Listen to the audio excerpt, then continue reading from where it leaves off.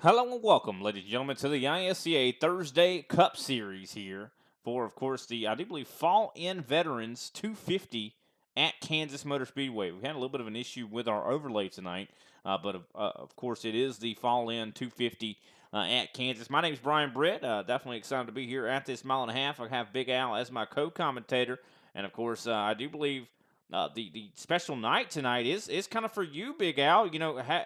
Your program and your application.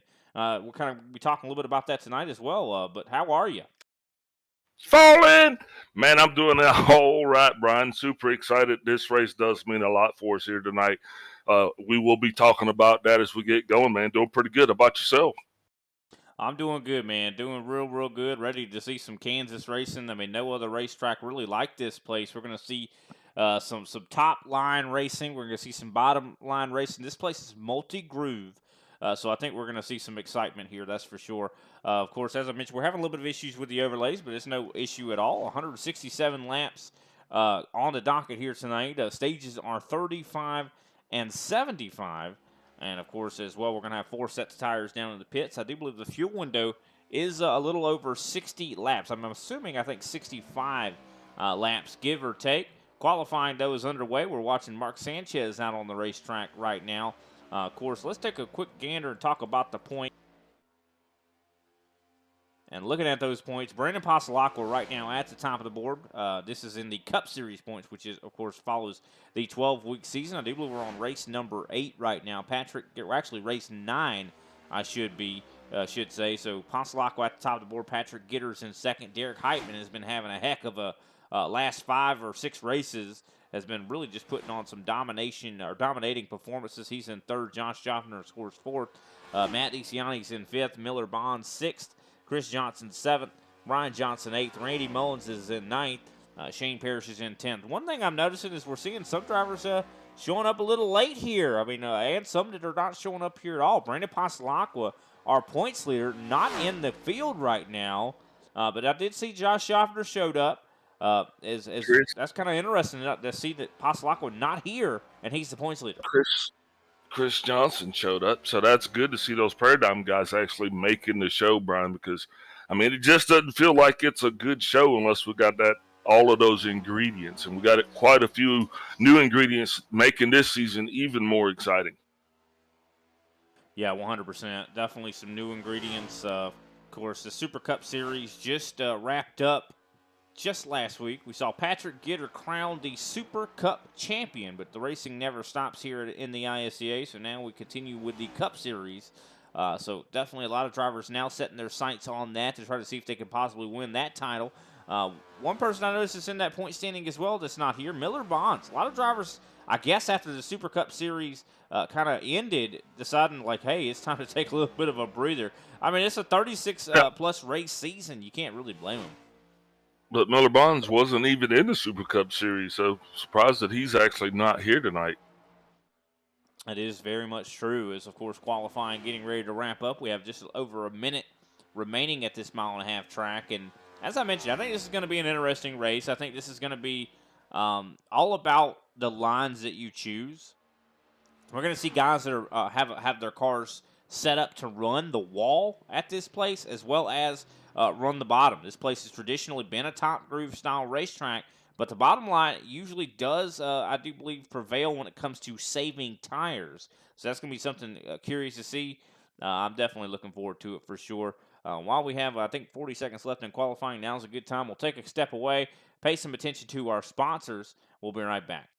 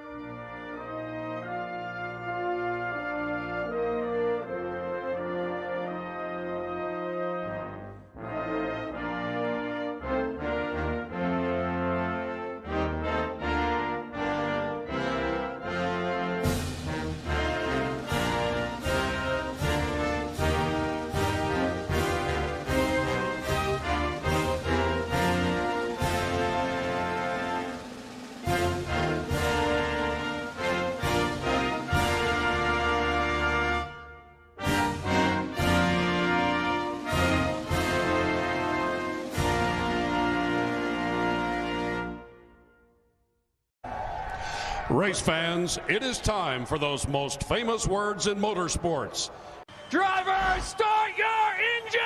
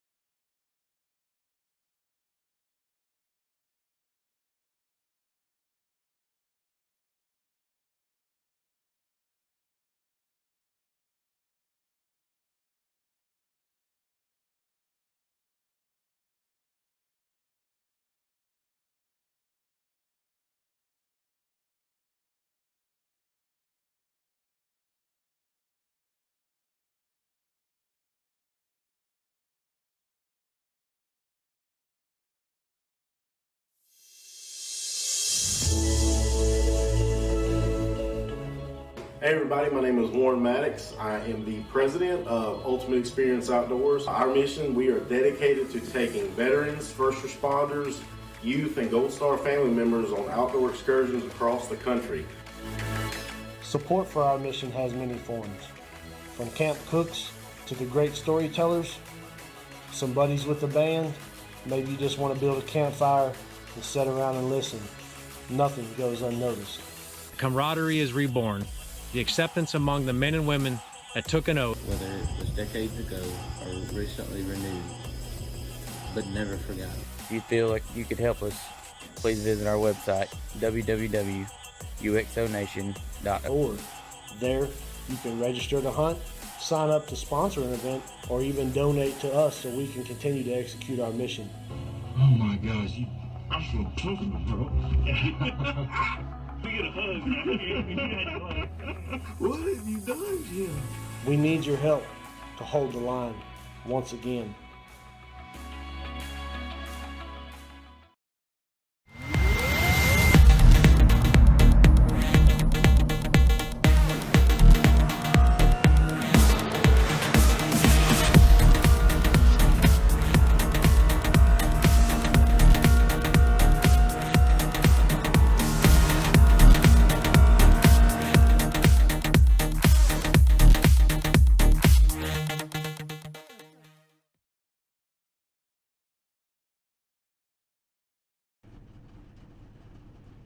Welcome back, ladies and gentlemen, to the iRacing Stock Car Association, of course, Thursday Cup Series. Of course, we have the grid set for this evening's action. Patrick Gitter qualified atop the board with a 29.954. Of course, Greg Wyszynski going to be right on the outside with him in second place.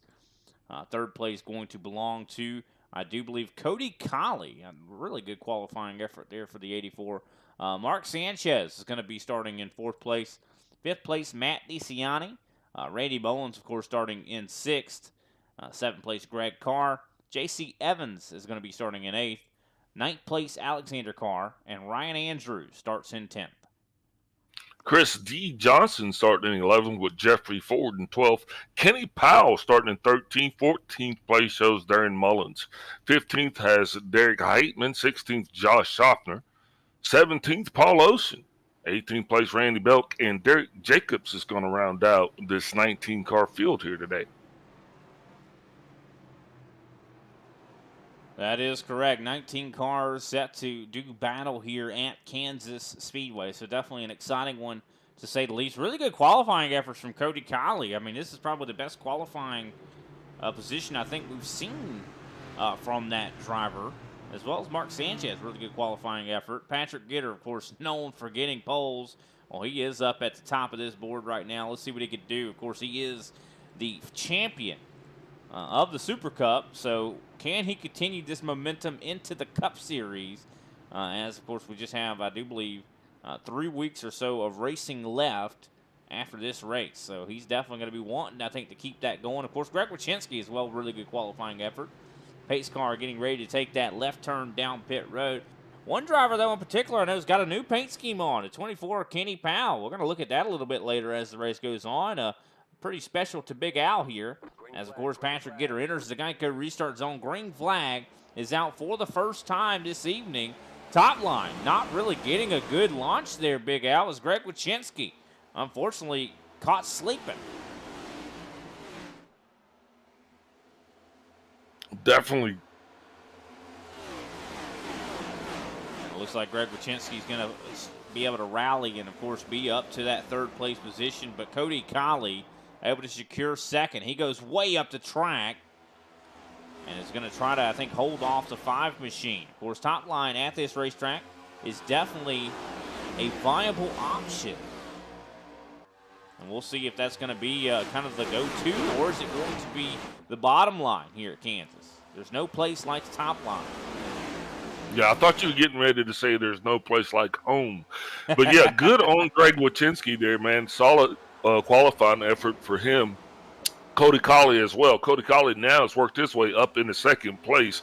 Also, we're going to be watching Derek Heitman as he actually stacked the deck to himself, starting all the way back in 15th.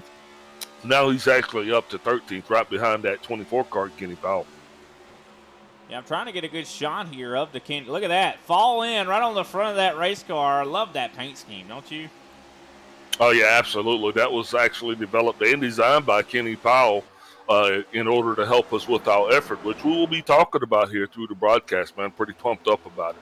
And here we go. Big battling going on further back here in this pack as you see Chris Johnson making his way up into the top 10, battling with Ryan Andrews right now, as well as you see Derek Heitman trying to fight as well. So Heitman a little bit of a different livery. He's running a Fanatec paint scheme. I think that's Superman on the front end of that car.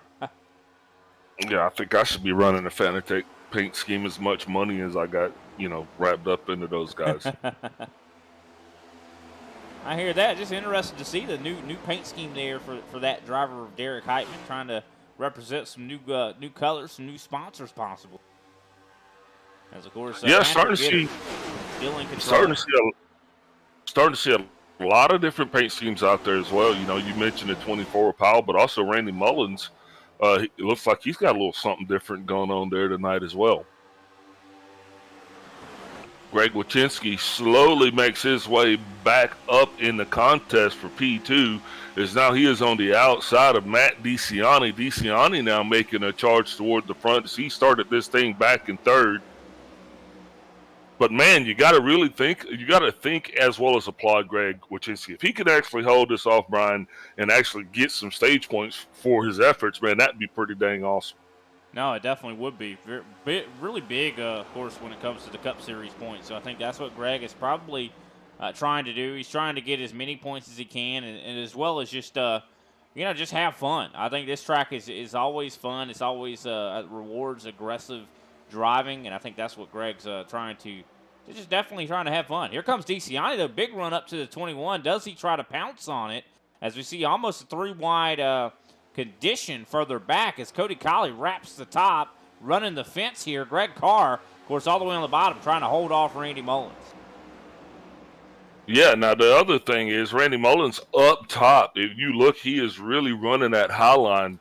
Brian, seeing only a couple cars actually doing that. I thought more drivers would have transitioned to the high side, but that's just not been the case, as we already got 9 laps in the books, coming up 10, and that 35 in the stage. So, yeah, it's interesting to see that a lot of guys still running low and not actually going up.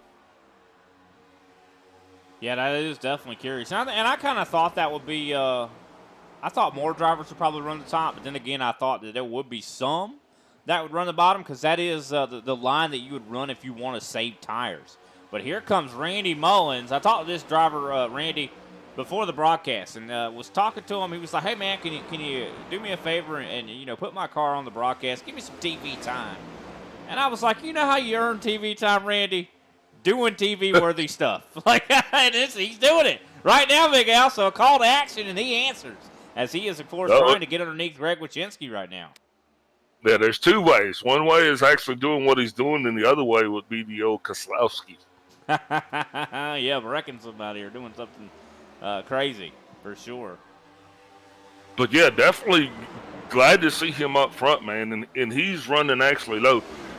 There's something wrong with my number graphics. I got another car that's running right there with him. That's Cody Colley right there in the 84, right there with him. They're side by side. Colley's up on the top side, ripping the fence, and Randy's having a tough time passing the 84 up there. It's very easy to defend that line up there because you're just at bottom line is just not able to get the runs off the corners like they really want. As we still are verging on a 3-wide scenario here, is Greg Wychinski starting to fall back into the clutches of Colley and Randy Mullins as well. And look at that, Greg Carr under fire as well, I do believe, by J.C. Evans and Chris Johnson, 3 wide. Yeah.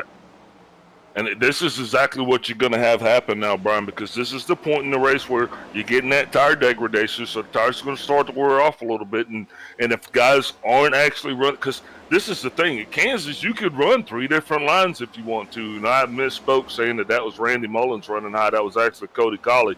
Cody's been running that fence line, and that's going to cause his tires to wear at a different rate, say, than some of the guys that's been fighting the bottom. So we'll see if that actually pays off for him here in the next couple laps. Yeah, we see, of course, lap traffic as well now involved. Derek Jacobs, I should say, is now going to get lapped and might cause a little bit of trouble here. This is going to be a big obstacle. I'm not sure exactly why already Jacobs is going to lap down, but he is very much that was very dangerous when those guys caught him. And I'm not sure if what's going on here. It looks like possibly hit the wall or something like that. Jacobs that's just unfortunate. Now the only driver a lap down. The rest of the field, 1st through 18th right now, is within 4 seconds. So very close, the rest of the field. Yeah, we're not at Kansas this week, are we? Yes, we are. In the officials, we definitely are. So, yeah, maybe just hasn't had a lot of time to get used to this racetrack. But look at the runs we're seeing from Cody Colley. I guess I'll take a page out of Derek Heitman's playbook and say maybe it was his first time at Kansas, but I don't think that would be the case. Cody Colley, though, of course, he was under fire from Randy Mullins. He is now flying up to Matt DeCiani on the high side. He's starting to battle with second place. Colley is a rocket ship up on the top of this racetrack right now. And he has really been the Lone Ranger on the high line by himself. And I said we'd see in a couple of laps, and I guess a couple of laps have come, and now we're actually seeing that he is the beneficiary now of second place. And now he's got his sights set on the leader. But Patrick Gitter, he's not going to be an easy fish to fry, Brian, because that guy, he can fly. Yeah, and I think clean air is very, very important at this racetrack as well. So it's going to be very difficult, I think, for the 84 to possibly take this position from the 21. 21's been running more on the bottom side, but Colley has been just ripping the fence. You love to see it. That's that Larson line at this racetrack, as well as we see Derek Heitman getting by Greg Wychinski. Wychinski, of course, qualified really well in this race, but has fallen back since the drop of the green flag. Yeah, but Heitman is our biggest mover, starting all the way back in 15th. Now he shows himself in P6, and he is definitely marching towards the front. Now, the one thing that I do like about Patrick Gitter, he usually plays one or two ways. Either he's going to kind of fall back and save his tires, or he's going to stay out front and enjoy that clean air. But he and Cody Colley running 2 different lines, Brian. So as we get closer to this one in the books for the first stage, it's going to be interesting to see how that one plays out.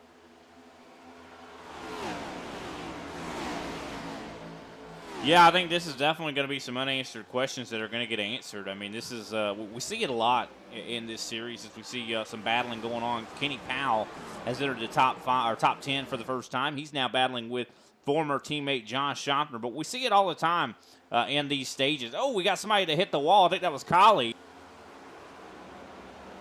Cody Colley, I think, might have just got the wall, but I think he's okay. I saw some smoke.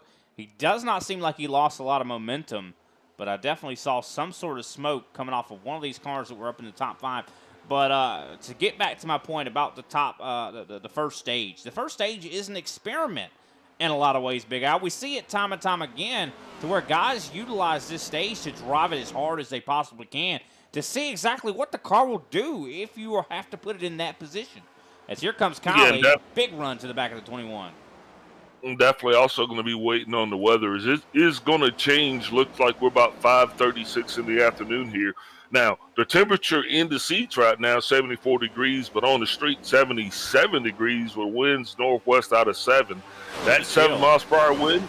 Yeah, that's a pretty chill afternoon day. I don't know if that 7 miles per hour wind is going to make a factor or not, but, it can gust up here in Kansas, so we'll just have to keep our eyes on that and see what happens. Man, Cody Colley is like a bullet right now. He has just challenged Patrick Gitter, and I think he's got it. Look, I mean, just the way he is wrapping the fence is truly a thing of beauty. I wonder if we could take a look on board here. I want to watch Colley, and look at this. Look at how close this guy's getting to the wall. I mean, wow. Cody Colley has not ever impressed me, Big Al, in this series. But he's doing it right now. I am loving this. And can he do this for another 15 laps, though, is really the question. Because the stage end is coming up in that amount of time. Well, he's been doing it since we started this thing, man. And if you look up there in that top corner, his I rating is I don't know if that's right or not, but when you see a dude with an I rating that starts with a when you see a guy with an I rating that starts with a 1 passing a guy with an I rating that starts with a 2, that a 7, that's usually a big deal. But he taketh, he giveth, he taketh back. Yeah. Get her back out front. Colley's going to be riding that Larson line, man. But that's a very, very thin line. You got to be careful with that one, Brian. Well, what we saw, we were watching through the cockpit camera, he started running low. As soon as he got in front of Patrick Gitter, he tried to change lanes and decided to try to run low. One thing about the newer tire models here with this next gen is that if you try to change, like if you've been running at the top all race long, all stint long, I should say, if you change lines all of a sudden, the tires are not going to react well because of you've already kind of worn them in a certain way. And I think that's exactly what just happened with Colley. He stepped out of the car's comfort zone. The car seems like it is a rocket up top, but if he goes down low, the car just is not handled well. Yeah, and coming up on 11 laps to go in this stage, I can imagine the guys upstairs in his ear saying, hey, man, let's just keep doing the same thing that we were doing that allowed us to not only catch Gitter and get around them, but sometimes you do get excited, and I think that's exactly what happened. Being out front, plus the clean air, not having been in clean air the whole time, it does make a difference. As well as we have some big movers as well from Chris Johnson. Johnson has driven his way all the way up to now 3rd place and is chasing down Colley and Gitter, as well as Derek Heitman has entered the top 5. Colley, again, with an issue, hits the wall, but saves it. Yeah, that's that slippery slope, man, and now he finds himself on the other side of that. We'll be watching to see, because that car, I mean, they're pretty durable, but after a while, you keep running out there and that wall grabs you like that. Maybe about the 2nd or 3rd time, you're going to actually see him probably have to come on down pit road. Man, Greg Wachinski, that's the story that goes the opposite direction. Greg starting this thing in 2nd, all the way back in 12th.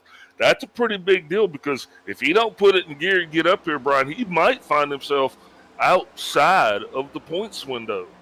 No, I think that's exactly right. I think he is going to be outside of the points if he doesn't get it going. But I think that he's just struggling on the longer runs. He's battling right now with J.C. Evans for that 11th place position. So, no, I think that – I don't know if he maybe burned his stuff up a little bit too hard early.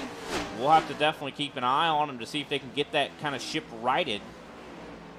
As, of course, Patrick Gitter so far has led almost every lap. The 76 of Heitman getting really close to DeCiani that time by. They're battling for 4th. Yep, speaking of righting the ship, looks like the 27 of Derek Jacobs has done just that. Seems that he has kind of got his woes maybe under control here. And if he plays his cards right, man, he'll get the lucky dog and he'll get back on the lead lap here at the end of this stage. Speaking of that, looks like we're going to have just about 8 laps to go before the first stage is in the books. And remember, only the top 10 points positions pay. So if you're not outside of the top 10, you're not gaining any points, and that's just pretty much you just out there burning up fuel. And I'll tell you what, after this stage is over, we usually traditionally talk to the stage winner, but I think Patrick Gitter has had enough interviews. I want to talk to Cody Colley. Don't you? I want to see how in the heck is he this fast? As of course we see this battle still progressing here. Derek Heitman has taken this position from Matt DeCiani. DeCiani now falling back to the 5th place position. Randy Mullins, of course, right there in tow. Kenny Powell, another driver that has really driven his way forward. He, of course, was in danger of possibly not even starting this race, Big Al, as he gets into the wall a little bit there. Yeah, right when you mentioned that, Kenny Powell makes a little bit of a contact. I mean, he's scrubbing the numbers off the right side of that car.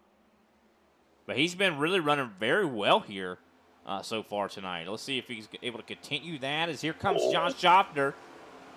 Jumps underneath them. Battle right now for 7th place underway as we come to 5 to go. Schaffner, a little bit of a crossover move right there. And you know the deal. Once you put a car down on the inside, now we got a slippery situation. But once you put a car down on the inside, it makes that car on the high side definitely it does things that it probably doesn't want to do. So you just get those wiggles when that happens. It's been a very exciting race thus far. Been really liking everything here as we see Randy Mullins now going to unfortunately cede the position to Josh Schaffner. Schaffner now ripping the fence. I guess he sees Cody Colley. He's like, let me try to see if I can emulate what that driver is doing. And, of course, Schaffner, probably in a lot of ways, probably trying to, I'd say, redeem himself, considering last week at Phoenix probably felt like that race got away from him. And probably wants to see if he could possibly put together a good season here in the Cup Series. It wasn't just a race, though. I mean, you're just making it seem like my man just dropped a dozen of eggs. He lost the championship, Brian. I mean, let's just call it what it was. You're right. He let a race slip away. No, man. He drew the short straw and lost the championship. You're not but wrong. Hey, had his strategy worked out, he would have been a hero, but it just didn't work out that way. You gotta give him props for trying to do what he did. No, I mean, he tried to throw a Hail Mary. Big wiggles coming off the corner there for Chris Johnson.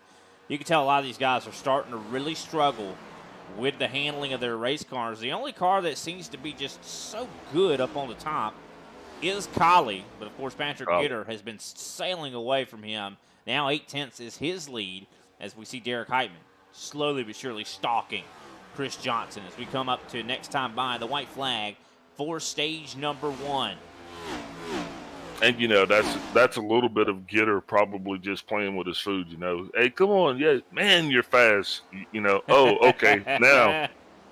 You think so? I mean, that sounds like Gitter.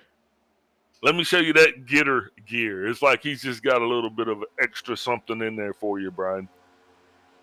But, man, the first stage is almost in the books, and it has been relatively uneventful for the most sakes. Patrick Gitter's led pretty much every lap since inception, and he's going to lead this one all the way back around, barring anything spectacular happening. Well, I'll tell you, the race is definitely excited to this stage end, as you see Derek Heitman desperately trying to work his way up to 3rd. And looks like, big send on the 99. He barely gets it in as the caution flag flies for the conclusion of stage number 1. Patrick Gitter, your stage 1 winner. Cody Colley in 2nd place. Derek Heitman in 3rd. Chris Johnson 4th. Matt DeCiani 5th. Josh Schaffner's in 6th. Kenny Powell 7th. Randy Mullins is in 8th. Greg Wyszynski rallies back to 9th. Ryan Andrews up to 10th. Didn't see that from Greg Wyszynski. Good on him to get back up to 9th and get some stage points. But with that, we're going to go ahead and take a quick commercial break. We'll come back, and hopefully we'll either talk to Patrick Gitter or we'll talk to Cody Colley if he's available.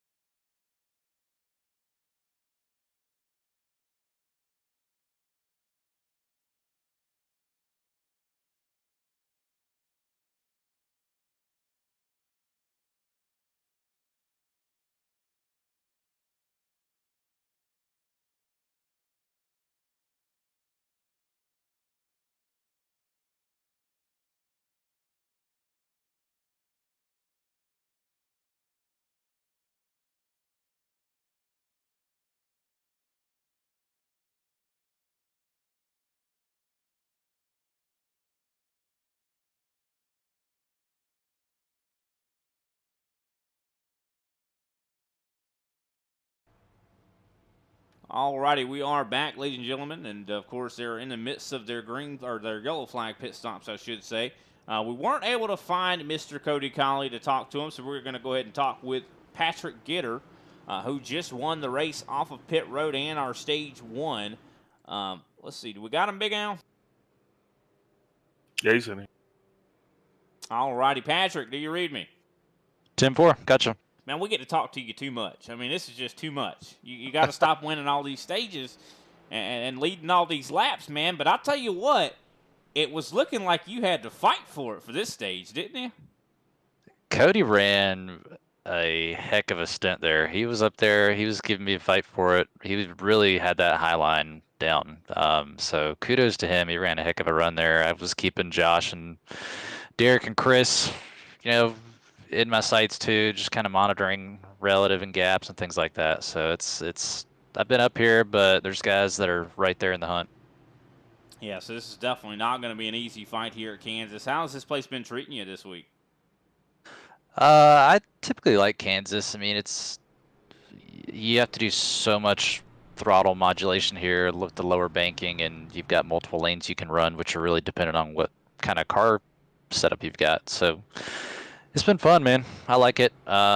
Interesting racing here tonight. I think it's going to be a fun one to watch the rest of the way.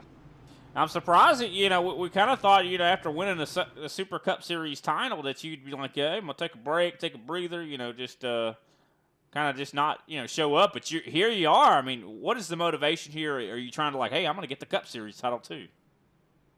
Yeah, it's just obsession with racing and motorsports for me, man. It was just since I was a kid, that's what I've been about, and nothing better to do. And I always enjoy running ISCA. So appreciate you guys keeping it moving and having these season-long championships. It's a lot of fun to run whenever we're in the off season, especially.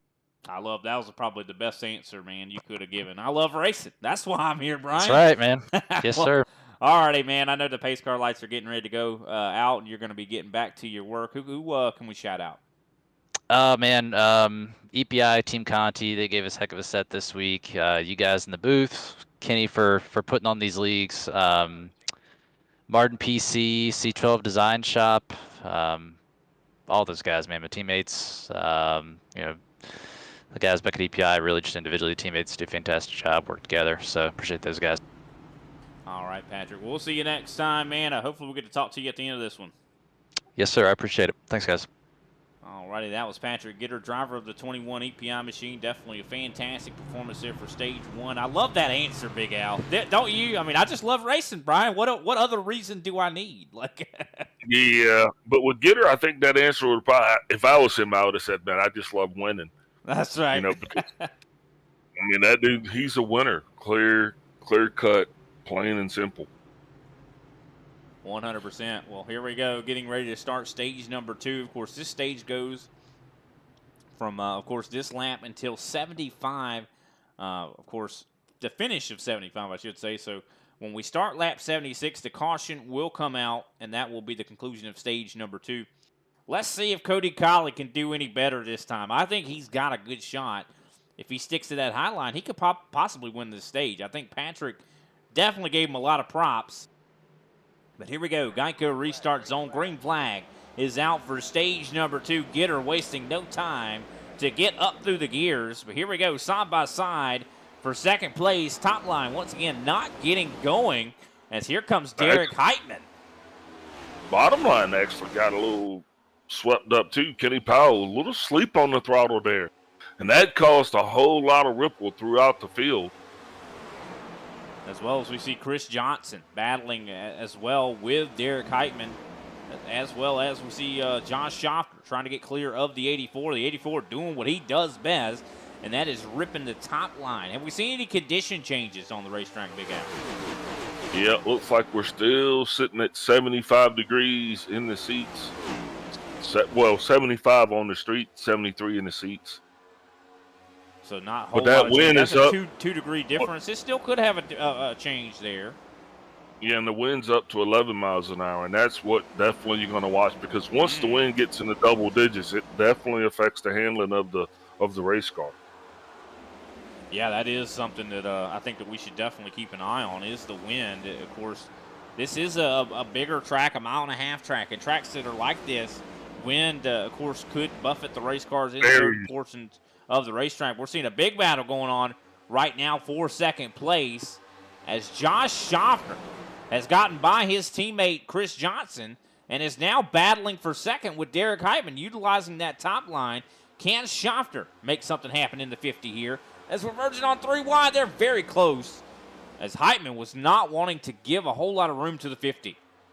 Yeah, Heitman finds himself in a paradigm sandwich right now as he started this thing back in 16th. But he has got paradigm right there all around him as Josh Schaffner walked along with him to the party. His paradigm teammate Chris Johnson, and these guys look like they came to party. Now Patrick Gitter all by he lonesome, so we'll be able to. It's gonna be interesting to see if that EPI car can stay out front, or if those paradigm guys got a little something for him here, Brian. It seems like they definitely have a little something for the 99 into the 50 a little bit there. You definitely don't want to see paradigm on paradigm violence here.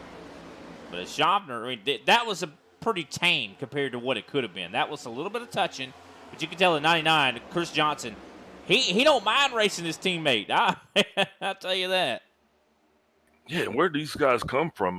They literally just, they morphed. And not only did they morph, they just converged upon the 21. Now, Gitter usually does. I don't know if he's going to fight this thing. He's been generally okay with just kind of falling back and letting the whole thing take place. We'll see what happens as Schaffner now takes the lead. Yeah, of course, we saw Cody Colley earlier had taken a lead for just a moment. This is the first time I think we're going to see maybe a permanent, or not a permanent lead change, but a little bit more of a permanent lead change as the 99, of course, tries to see if he can possibly get by the 21 as well. Randy Mullins doing that TV-worthy stuff. He's driven his way up into the top 5. Of course, now fighting at the moment with Derek Heitman. And Heitman doing really well for this being his first time at Kansas. There you go, Derek. That's the plug for that one. It's always his first time. Yeah, it's always his first time. But Colley riding the same line that he's been riding, but just now looks like these guys came to party for stage 2. The guys went back to the playbook. They made the adjustments they needed to make. Sun's starting to set in that cold Kansas sky, and Colley's starting to fade back to black. So we're going to have to see if he can't figure out what woes him and maybe put some of that magic that he had going in the first stage, if he can't rekindle that love. But right now, he's battling Kenny Powell for what looks to be 8th place. Yeah, I'm wondering what's going on here with Colley. I'm wondering if maybe he's backing it off a little bit to kind of save a little bit of tire. Or I think we saw somebody just get into the wall in front of Colley. And I think that might, I'm not sure exactly who that was. But as well, I got to give a bunch of credit to Ryan Andrews making his way up into the top 10 in that 75 machine. As Kenny Powell as well trying to work his way back through the field. Schaffner still leads. And Randy Mullins now up to 2nd place. I'm sure his sponsor's probably loving to see that. Yeah, there you go. I think you inspired Mr. Mullins to get out front and do work, and that's exactly what he's doing. Now, Patrick Gitter doing exactly what I figured he'd do. He's just going to kind of fade on back a little bit, Brian, but don't count him out. We'll see him put it back together once I think we get about to lap 65, 66. Yeah, think about it. How many times have we seen Patrick Gitter in this situation? We've seen him, we're like, oh, no, Patrick Gitter, it's over. It's over for him. He's falling back. I think his car's not handling well. And then all of a sudden, he just surges back to the front. This guy is a master of not showing all his cards. He always is saving tire, and he's just unpredictable when it comes to you can't ever write him off.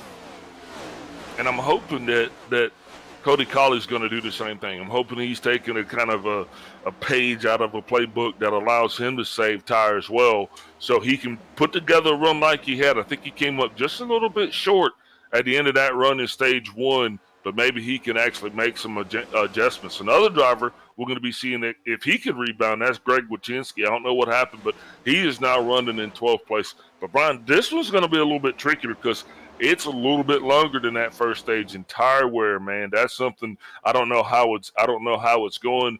Drivers hadn't really talked about it. We're just going to have to see how it plays out.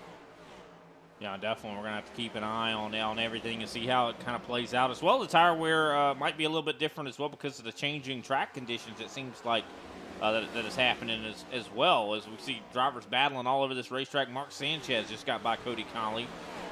And Kenny Powell has been pretty much staying right at around that 8th place position. The battle is on for the lead here momentarily, I do believe, because you can see that John Schaffner is starting to see that 54 get bigger and bigger in the rearview mirror. Is Randy after it? I know Randy Mullins. A lot of times we see him in this series, of course, fighting and fighting and fighting. And usually he's a top 5, top 10 car. But I'll tell you, you look at some of the other leagues that he's in. I know the Moonshiners Cup Series League. He is one of the best drivers in that series. And I don't think that his performances in the ISCA a lot of times do him justice. But I think he has definitely got up on that wheel and has something to prove here tonight. I think Randy's an awesome driver. I just think that the talent level that we deal with here in the ISCA is second to none. So when you come out here, man, you really got to bring your A game all the time, and you just can't do it for a stage. You got to do it every single lap in, lap out. Yeah, 100%. We definitely want to shout out Track Bar Media for liking our Facebook stream. Shout out to you. Definitely make sure you share it as well if you're enjoying it. Of course, John Schaffner out front, 2.0 of a second right now on Randy Mullins. We see, I do believe Patrick Gitter, though, has re-engaged the drives right now in that machine. So definitely 21 back up on the march toward the front. Can Schaffner hold him off? Can Randy Mullins hold him off? Yeah, because that's something you can't do. You can't let him get too far out, and I think he realized that. So he's just keeping them honest, keeping that gap to where it needs to be. Darren, Daddy Mullins, not faring as well as son Randy tonight, Brian. He is all the way back in 16th place. Can't seem to get a good handle on it. So we'll be watching him, too, and see if we can't figure out what his woes are. Yeah, that's definitely a good point. I'm not exactly sure. Maybe the car's just not handling as well as, of course, the sun is right now. I mean, the thing about it is Kansas is a very fickle racetrack, and one driver might like a certain setup, and another driver might not, might not like it. So, I mean, it just really depends on driver preference in a lot of ways. So if Darren and Randy are running the same setup, Randy must be probably loving it, but Darren's like, man, I can't drive this. I mean, even though they're father and son, doesn't mean they're the same. As we see, of course, Kenny Powell getting really aggressive up on the wheel, battling with Matt DiCiani side by side as Mullins now falls back to possibly 5th here, and maybe even further. Yeah, well, Powell right now he's going to be trying to take the path of least resistance, trying to get that. Mark big Sanchez. problem for Sanchez. As he is down below that solid white line, but he did actually keep a handle on it, Brian. So hopefully he'll be able to re-engage and keep her pointed in the right direction. The 27 of Derek Jacobs, he's down on pit road. Not sure what that's about. Hopefully he's going to stick around and stay in this thing. Yeah, not exactly sure what's going on with Derek Jacobs. It seems like he is just having some handling woes, something just not functioning right with that race car. And really been hoping to see him have some growth out on the racetrack. It just seems like, I don't know if he just has lack of time to really put in on figuring out how the race car should handle or what's going on with that 27 camp. But we definitely hope that we see some improvement from those guys. But, of course, battle starting to heat up a little bit closer to the front. Josh Schaffner, of course, now being slowly but surely caught by Patrick Gitter. I'm sure that Schaffner's starting to hear the Jaws theme. He's probably starting to have some flashbacks as well, Big Al, from last week at Phoenix. Yeah, speaking of Derek Jacobs, not a good look for the team, but he did actually get a black flag as well, and I think he has left the building. That is unfortunate to say the least. You hate to see it. That team's always seems to be mired by bad luck and just, I think, just lack of good performances, and a lot of times that can demotivate you as well. So we're hoping that he's able to have some good performances to get that team back on track. As of course Schaffner tries to lead this parade. I do believe we have now less than 15 laps to go. Schaffner all the way at the fence right now, riding the wall, and of course Gitter running the bottom line. You see as well Derek Heitman entering the fray. Cody Colley has re-engaged a lot of the speed as well. He had fallen back, I do believe, almost on the edge of the top 10. He's now back up to 6th. lack of good performances. I like that. I'm gonna remember that. Cody Colley, I'm telling you, this is probably I think this is a best performance. You know, this could be his best performance. We have not seen Colley this fast in a race in the ISCA.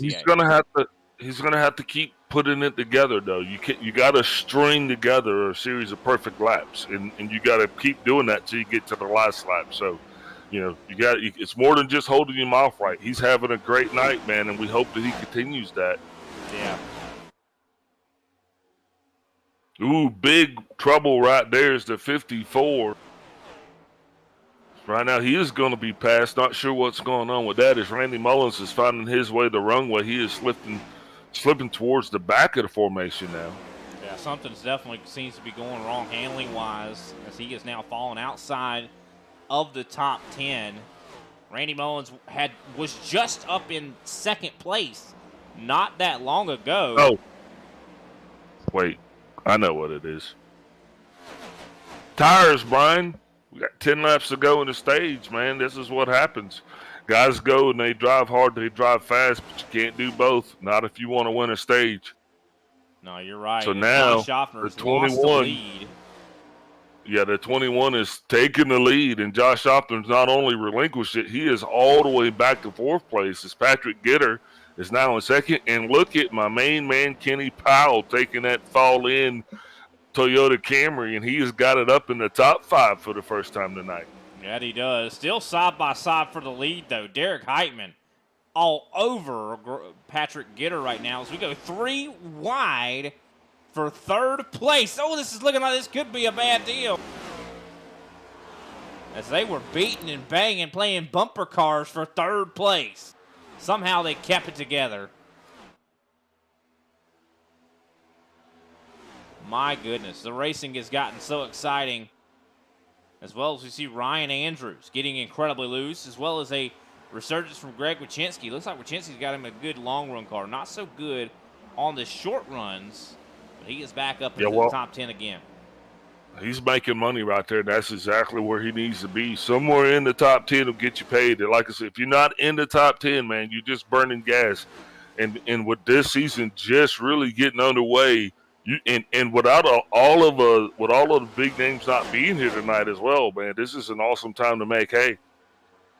Well, I mean, there are some big names that are not here, but I'll tell you what, Patrick Gitter probably takes offense to you not. He's a big name. Well, I said all of the big names aren't here. It's just anytime you get an opportunity to get points, you got to get points. But of course, points definitely on the line right now. As of course, Derek Heitman, he's participated in a little bit less races than the rest of these drivers, but he is still very much in consideration for the Cup Series championship, and you can tell he is out here and out for blood as he is in the lead. And Josh Softner has put it back in another gear, and he is getting ready to have a resurgence as he's going to try to get back up to the front. But kudos to Derek Heitman as he is now showing the way. That he is. As Kenny Powell, of course, now under fire from Matt DeCiani. Looks like Powell might have burnt up his equipment a little bit. So definitely going to be putting that on the notepad and figuring out exactly what they need to do in the final stage of this race. Here comes Patrick Gitter once again to challenge for the lead. This Colley's actually going to here for the lead. Yeah, these two are going to battle back and forth, which is interesting. I'm glad to see that happen. Just because the two guys that it is just makes me, that makes me tickle pink inside.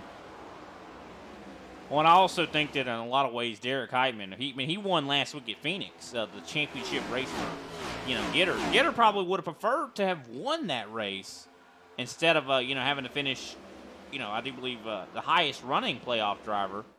I'm sure he would have preferred it to be a different way, but unfortunately that was not the way it went.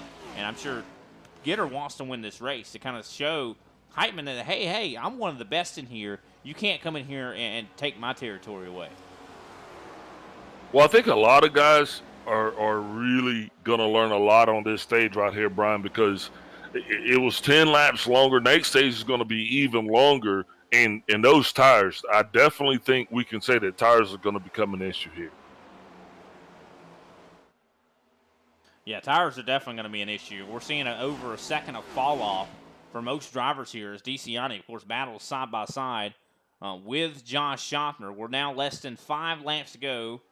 Of course, can we continue to stay green like this? I mean, we're seeing a lot of guys are getting closer and closer. Of course, give and take is starting to be less and less apparent. Oh, a little contact with the wall there for Schaffner. Kenny Powell trying to avoid Schaffner, dives to the inside.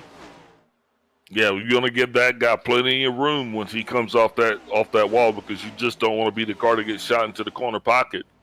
Powell now down on the inside. Colley's gonna try to make it interesting here before this is over. I guarantee you that, because he right now is sizing up the 50 and the 24. He's gonna try to figure out where he can fit in there. Greg Wachinski, like you said, he is back on the run as well. Yeah, and we're this seeing is a lot of guys time. with better long run speed, and I think that's what a lot of guys are prioritizing. Oh, as we see Schaffner get into the wall a little bit here, Schaffner is just not handling as well as I think he'd probably like, as he gets incredibly close to Chris Johnson. Yeah, he's just trying to find any way he can to keep that car from losing momentum. Now he's got his teammate going to be on the inside of him. But I think right now Josh is just trying to get to the end of this stage. Speaking of which, we're almost there, buddy. We only got 2 laps to go. Next lap's going to be the white is out flag. early as Greg Carr is around. Not what anybody wants to see, and that is going to end this stage. And we see Greg Carr. Looks like he lost it off of turn 2 and bounced off of Ryan Andrews as well. So they're going to have 2 cars, of course, with some damage, but the most damage is going to be from Greg Carr. Carr, his front end has been obliterated. Yeah, he does have that dreaded repairs required flag, so looks like he's going to be behind the wall for some time, Brian. Taking a look back at this incident here, and you see Greg Carr right here. Of course, he is clear. Running in the middle of 1 and 2. I think right here just gets loose. Comes down into the 75. And just a big hit on the outside wall. One thing about it as well, Big Al, there has been an update to the damage model to where these front ends on these race cars are a little bit more weaker. So I think that might have something to do with why the 25 is probably going to be done for the day. And that and the fact that he just went head first into a concrete pillar, yeah. I mean, he ain't driving no Ford, Brian. Not at all. Of course, let's take a quick step away. We're going to come back and we'll talk to whoever Big Al wants to talk to. We'll be right back.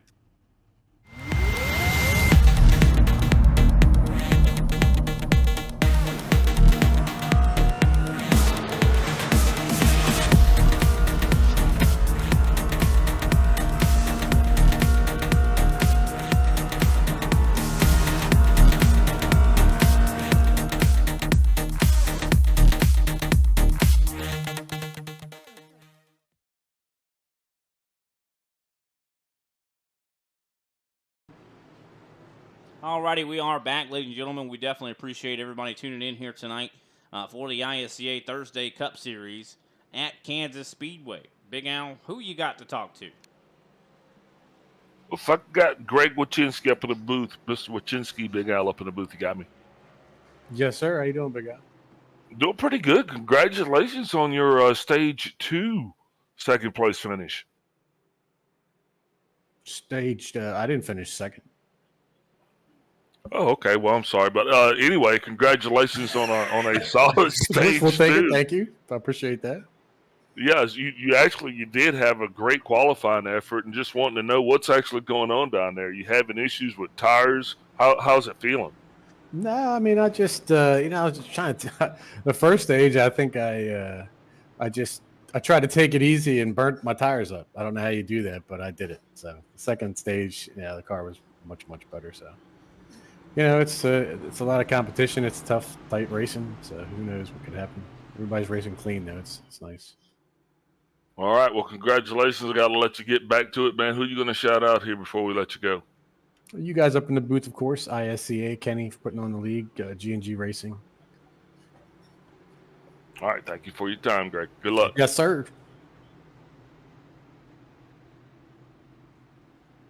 Alrighty, that was Greg Wachinski, driver of the Fine Machine. Yeah, I saw my rebound. ATVO. I thought my ATVO said that he finished in second place. Well, I think he finished up in the top 10, though, for sure, in the stage. I think he finished like 6th where he's at right now, but definitely a good performance for him. Good rebound, that's for sure. But Derek Heitman, of course, going to be leading us to green as we get ready to start stage number 3. Green flag is back out. Really good start there for Heitman. One thing about Heitman is when you give him the lead, it's very difficult to get it back. And we'll see if anybody can come up here and challenge him. Has anybody maybe made some adjustments to their race cars? As we see some drivers have moved up closer to the front of the field. J.C. Evans up to 6th right now, battling with Greg Wachinski, teammate. Yeah, I think we had a little bit of a problem with some blinking cars there. I think Darian Mullins kind of blinked out, and it caused the drivers behind him to really kind of miss that start, trying to figure out where he was going to be at on the racetrack. So that caused the field to kind of split up a little bit. Be interested to see how these guys are actually able to rebound from that, Brian. Yeah, definitely be curious to see how these guys handle that, of course. But still a lot of battling. Some guys that haven't been up in the top 10 now up here. We see Randy Belk. He's in 8th place right now. Darren Mullins, we talked about him struggling earlier. He's up in 10th. So it looks like almost Randy Mullins and Darren have traded places in a lot of ways. Of course, battle is still on, though, for that 4th place position. Powell and Schaffner have been going at it. Now, I've been watching my wind meter over here, and we've got gusts up to 13. I haven't seen it higher than 13.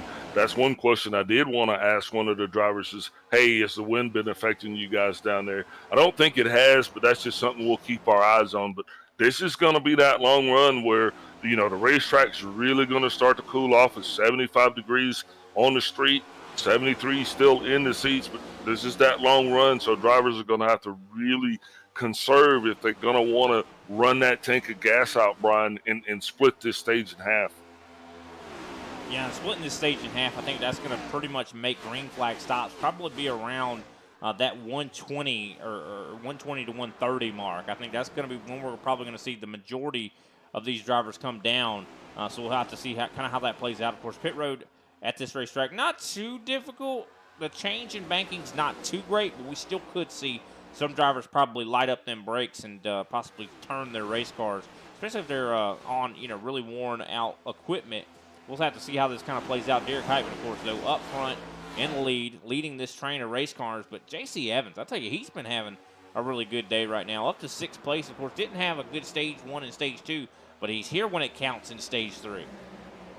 I'm wondering if Greg Carr might have felt, a little bit of that right rear tire go just a little bit because, they were right there at the longest stint they had on those tires in this entire race. And I don't know if anybody's been recording these types of lap times in the officials, but once you get long runs, I don't know how the tires are actually going to hold up.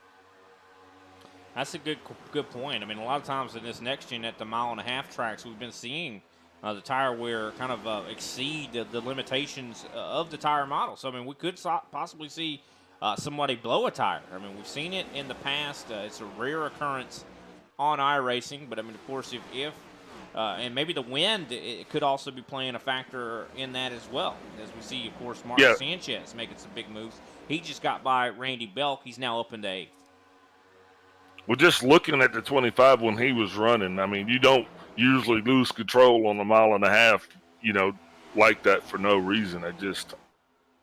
Challenge for the lead, though, as we see, of course, Patrick Gitter now underneath Derek Heitman. Can Patrick get this position taken care of? Can he possibly get the throne back of this race as he has led a lot of it? But now Derek Heitman controls the race at the moment. I don't know. We'll have to see because we see Gitter he's making some headway on that bottom line.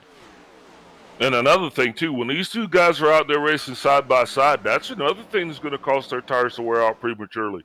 It's a lot different if you've got the whole lane to kind of move up and down as we're halfway through this thing.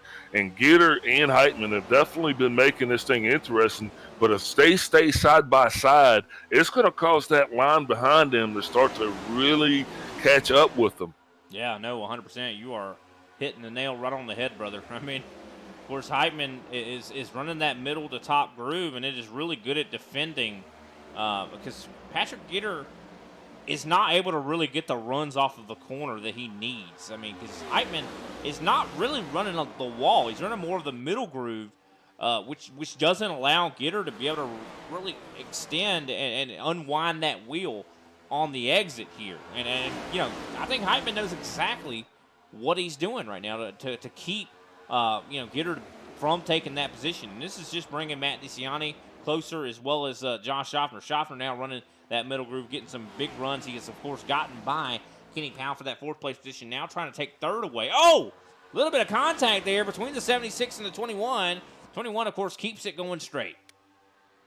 Yeah, and here we go. And this is that point we saw. I mean, this type of competitiveness this early in the stage when you're expecting it to be a long run. I mean, this is the potential to actually, you know, keep us from seeing green flag pit stops if they keep running like this. I hate to say that, but for the leaders to be side by side battling, and they've been going at this for at least 5 laps now. So, hey, that's great for the fans. It's great for us. I just don't know how long it's going to last, Brian.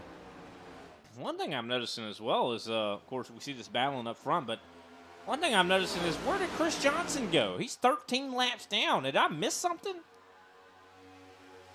He is not in his race car.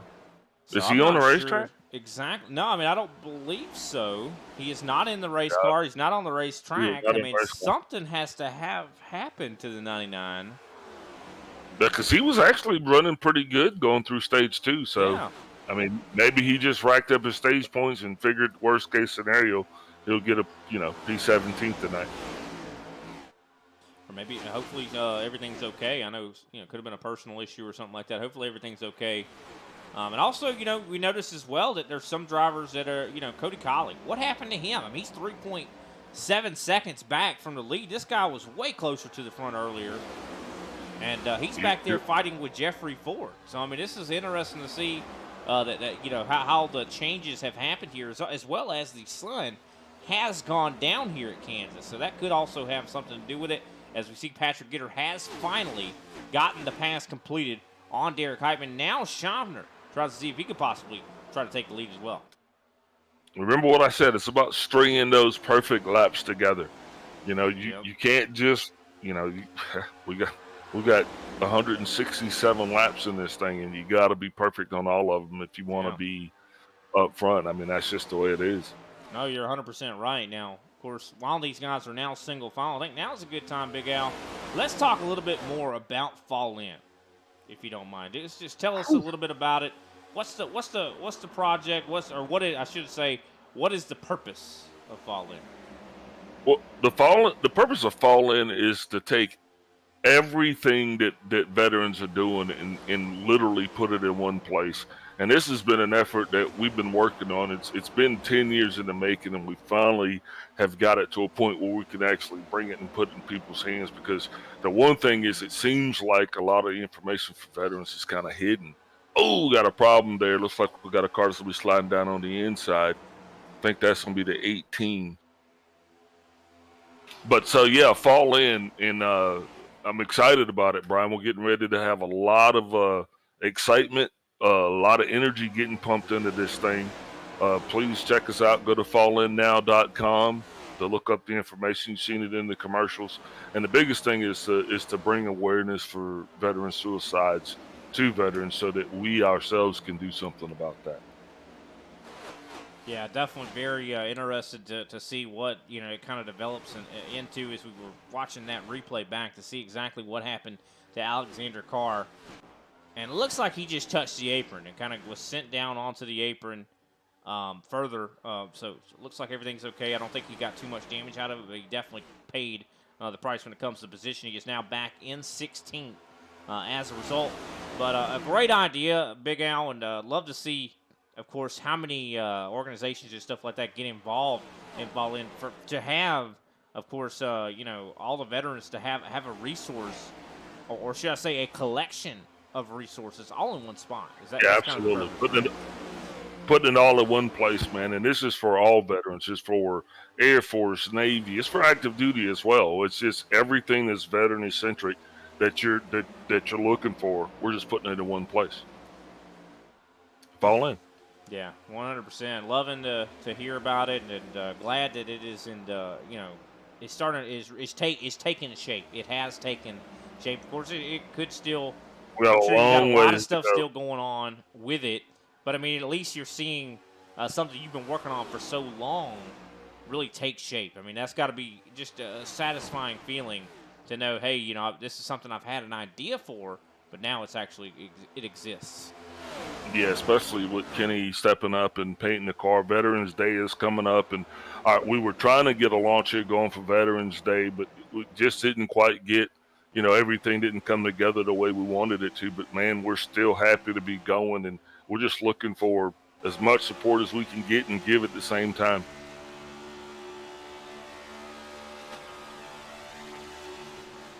And we're taking a look on the nose camera here of Mark Sanchez. I'll tell you, he's been running really good here in this race. Probably one of his best races this season, as he is up to 6th place, of course, following behind teammate Kenny Powell, as well as actually he's in the midst, I do believe, of being passed by J.C. Evans. And you can see from this angle, Josh Schoffer running the wall up there as we get ready to complete lap 100 in just a couple laps. Yeah, that's one car we hadn't mentioned a lot tonight, the 9 of J.C. Evans, man. Let's go, J.C. J.C.'s still running about where he started this thing. Started in 8th. He's still hanging out there in about 6th. So he's had a gain of 2 positions. But the biggest thing, Brian, he's still in this thing. Yeah, I think that's been one of the big things about this race, is being still in it. I mean, of course, we've seen a little bit of attrition. Some guys have I think, keeping your tires somewhat fresh has been the difficult thing about this race. You really have to give these guys a lot of credit that have been able to hold on to these race cars. From what I've been hearing in the officials all week, and I think they're probably having the same issue here in this race as well, is that, when you get to that 30-plus lap range, that's when the car, no matter, it doesn't seem like it matters what setup you're running. Of course, some setups handle it a little bit better than others, but you get almost, either extremely tight or extremely loose. So a lot of these drivers are in that moment, I do believe, or in that part of the stint. So you got to really, give these guys a little bit of a hand for being able to maintain as well as they are. I'll tell you who's been doing really well as well. Randy Belk. He is now kind of, this is one of his best performances, I would say. We haven't really ever seen Randy Belk with top 10 speed throughout a whole race. And I think that we're seeing a lot of that here tonight right now, as he is, of course, challenging Mark Sanchez right now for that 7th place position. And, of course, he seems like he's got good long-run pace. But here comes Greg Wachinski. Don't look down. Yeah, Mark Sanchez, man. Way to go, Mark. Here's a guy who we've been watching for a long time, Brian, and he's been a guy who's been kind of, towards the back of the pack, I guess I'd say. But here as of late, he's also a new addition to the G&G guys. But, man, look at him go. Mark's running up in the top 10, running in 8th place, and he's been there for the majority of the evening. You mentioned that with Randy Belk, but he's got his G&G teammate J.C. Evans right there, as well as the 24 Kenny Powell right there in front. So these guys look like they're definitely making each other faster. Yeah, definitely. I mean, the G&G group have definitely been putting on some really good performances, and you got to really give them a lot of credit, considering, I mean, they had a pretty big, change. I mean, a paradigm shift in a lot of ways, because Paradigm had, a couple of the G&G members got together and decided, hey, we're going to start our own team. And G&G, Kenny Powell kind of just, took it in stride and moved forward and recruited some new drivers. He's like, hey, I saw J.C. Evans, I saw Mark Sanchez. Those guys look like they have a lot of potential. Let's get together and let's see what we can do. And I think it's worked out very, very well for that team. They still are competitive. That is for sure. As we see Evans now getting stalked by Randy Belk. Belk, of course, I think is going to get that pass completed. Not quite able to get it, but I'll tell you who's also come back into style. Randy Mullins, of course, in the 54. He was really good early in this race, but unfortunately fell off quite a bit. But now it looks like he has got that car back into good handling mode right now. Yeah, as we come right up on 30 laps into this stint, 63 laps to go. We're smack dab rolling somewhere in between. I think we're going to be seeing green flag pit stops in the next 20 laps or so?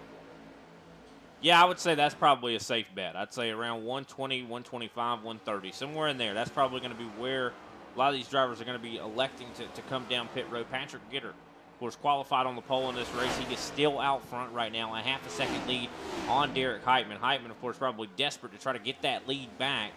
But I think that we've seen, I think Gitter probably made a really good adjustment on his race car at the end of stage 2, and I think that's why he has kind of surged ahead. And maybe his car is also handling a little bit better in these conditions. I mean, of course, we see the sun has gone down. I'm sure that has changed as well the handling of the racetrack. The 64 of Darren Mullins is now on pit road. So it looks like Darren Mullins electing to come down pit road. So that is the first, I do believe, taker of the green flag stop here.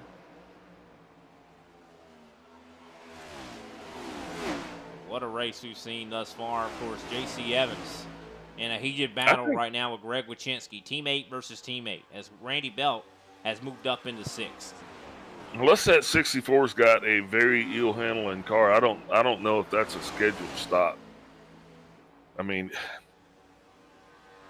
he is coming off the pit road right now. 14.2 seconds, yeah. He's going to have to stop at least one more time. So he is breaking it down into 2 stops, no doubt. Well, I don't know. I mean, I think that the fuel window is probably about 60 laps. So he might be really close to be able to make it on gas. But then again, tire-wise, this is not a smart call. Because he's going to be, if he was struggling and short pitted to try to get some fresh tires on this thing, he just made the situation worse later in the race because he's going to be hurting come lap 167. But we've seen him take 2 stops on a race before, and I think that's just what he's doing. Could very well be the case. Let's take a quick run down through the field here. Patrick Gitter, of course, in the lead. Derek Heitman sits in 2nd. Matt DeCiani, of course, 3rd. Josh Schopper's in 4th. Kenny Powell 5th. Randy Belt is in 6th. Greg Wyszynski's in 7th. Randy Mullins in 8th, J.C. Evans 9th, and Mark Sanchez rounds out our top 10. 11th place is going to be Cody Colley with Ron Andrews in 12th, Jeffrey Ford 13th. 14th place shows Alexander Carr. Darren Mullins is in 15th. Paul Osen being showed in 16th place. He's some 9 laps down. Chris Johnson, 34 laps down. Greg Carr still pit road, 35 laps down. Derek Jacobs out of the race. And he rounds out this 19-car field. I'll tell you who's not handling well right now, Derek Heitman. As we're looking on board with Matt DeCiani, I'll tell you what, Heitman just got incredibly loose off of turn 2 right in front of DeCiani. I don't know what has changed about the handling of Heitman's car. He looked in stage 2 to be the best car out here, but something 35 laps. Maybe changed the handling. Yeah. You might be right. We're in no man's land now. We're too far. We're further in this stint, I think, than we've been all race long. Yep, and I think that is the reason why Mullins, he made that command decision that, look, I just can't do this anymore. And unfortunately, I think if some drivers don't bite the bullet, because I think some guys are going to force themselves to come sooner than others, they might find themselves in a similar situation to Mr. Greg Carr. So we're definitely seeing the long runs really being the priority here. So the guys that had a little bit of that 30-lap run car were the ones that were succeeding in, of course, stage 1 and 2. But now that is not the case. It's Josh Schopper, big run on the high side. He's going to possibly take this position away from DeCiani. Looks like Schopper has a long run car. And earlier in the race, it didn't seem like he did. And he's running that car on the high line because he knows, as long as he stays high, he is really putting the pressure on that car that's down low because they have to really, that's who has had, that's who's got to make the toughest decisions. Wow, spit it out, Big Al. But Josh Schopper getting a heck of a run up top here on Heitman as we get closer and closer to those green flag stops. Still side by side for second place. Now this is, Patrick Gitter loves this. He is driving away. 1.6 seconds is his gap. And the more these guys battle for second, the more he is going to drive away. Now that Schaffner's got clear, though, does that change? I think he kind of put Heitman in that situation earlier by kind of staying right there with him, because I don't think he was staying there because he couldn't get around him. I think he was just staying there to kind of force him to wear his tires out. You know what I mean? That's just the way I think. Greg Wyszynski, now battling Randy Belk. We thought Belk had won the battle between him and Wyszynski, but it looks like that is not the case, as now Heitman and DeCiani go to battle. So lots of fighting on this racetrack. The top, or should I say second through fifth, are all right there on top of each other. Kenny Powell, of course, right there as well. But Patrick Gitter, 1.7 seconds out. And could we see an accident or something like that? Because I think it's starting to get pretty heated in this third, fourth, and fifth position right now. Don't speak it. You can't speak that into the existence, man. You got to let that stay right there up in your head. Well, I mean, we look at these guys the way they're racing. I mean, Kenny Powell and Heitman are going at it right now. Oh, little contact. Well, Heitman has been, he's got to fight his way through it, but I think he just kind of might have burned his tires up a little bit too much when he was racing and wrangling with Gitter, the 18 car down on pit road. Alexander Carr. That means green flag pit stops have officially started. Yeah, I think a lot of drivers probably just had enough. I mean, this has just been a tough stint for a lot of these drivers. You got 42 in the stint. You got 50 laps to go. So, best case scenario, I don't know, man. I'm going to talk the driver into staying out as long as he can. He's just going to have to battle, because either you fight it now or you fight it later. And I think we want you to stay out as long as you can, so you don't have to have a crappy car the last 10 laps of the race. No, I definitely agree. So, of course, green flag stops have started for some drivers. Of course, we're going to see probably a lot more drivers come down in the next 5 or 10 laps. Patrick Gitter is set sail, now almost out to 2 seconds. As well as I think we're starting to see lap traffic, as well as Patrick Gitter just lapped a couple people. I do believe Darren Mullins and Alexander Carr, of course, actually just came off of pit road from their green flag. Yeah, absolutely, yeah. So these guys are going to be, the 18 cars, Alexander Carr, he should be running for his life, literally. Well, he should have a fresh tire, so he should be in really good shape right now when it comes to handling. But how will he look later in this race is definitely, I think, the question that we're going to be asking ourselves, as we're on lap now 120. Have, I do believe, 47 laps to go next time by, or should I say 57 laps to go? No? Mark Sanchez, pit road. Yeah, 48 laps to go. Right. 47 laps to go now, yep. Mark Sanchez, pit road. That's that South Carolina math. And there you go. Like you said, Mark Sanchez in the box, left side and right side going up, and he comes off pit road. If we get a late race caution, though, Big Al, one thing that's been interesting about the officials this week is that 2-tire stop is a call that you can make. It does work. Oh, really? Especially for a short distance. Yeah, that definitely would be pretty awesome to see. Yeah, a lot of people have been saying it's faster. And if you've got to do like a 10-lap run, you could do a 2-tire stop, and you'll be faster than everybody else. So definitely curious, to have that in the playbook. Some drivers might be using that. Now, does it matter how many laps are on that left set? That's definitely a good question. I don't know. I really don't know about that. I just know that some drivers have done it and found success doing it. I know, some drivers that I know have done it, and they've won races because of it. Well, nobody's wanting to see 45 laps to go. That is a manageable distance, so I definitely think you're going to start to see a lot more action on pit road. You're going to see more cars coming in at this point because, unless it's just still running good, Brian. If it's running good, then keep rolling.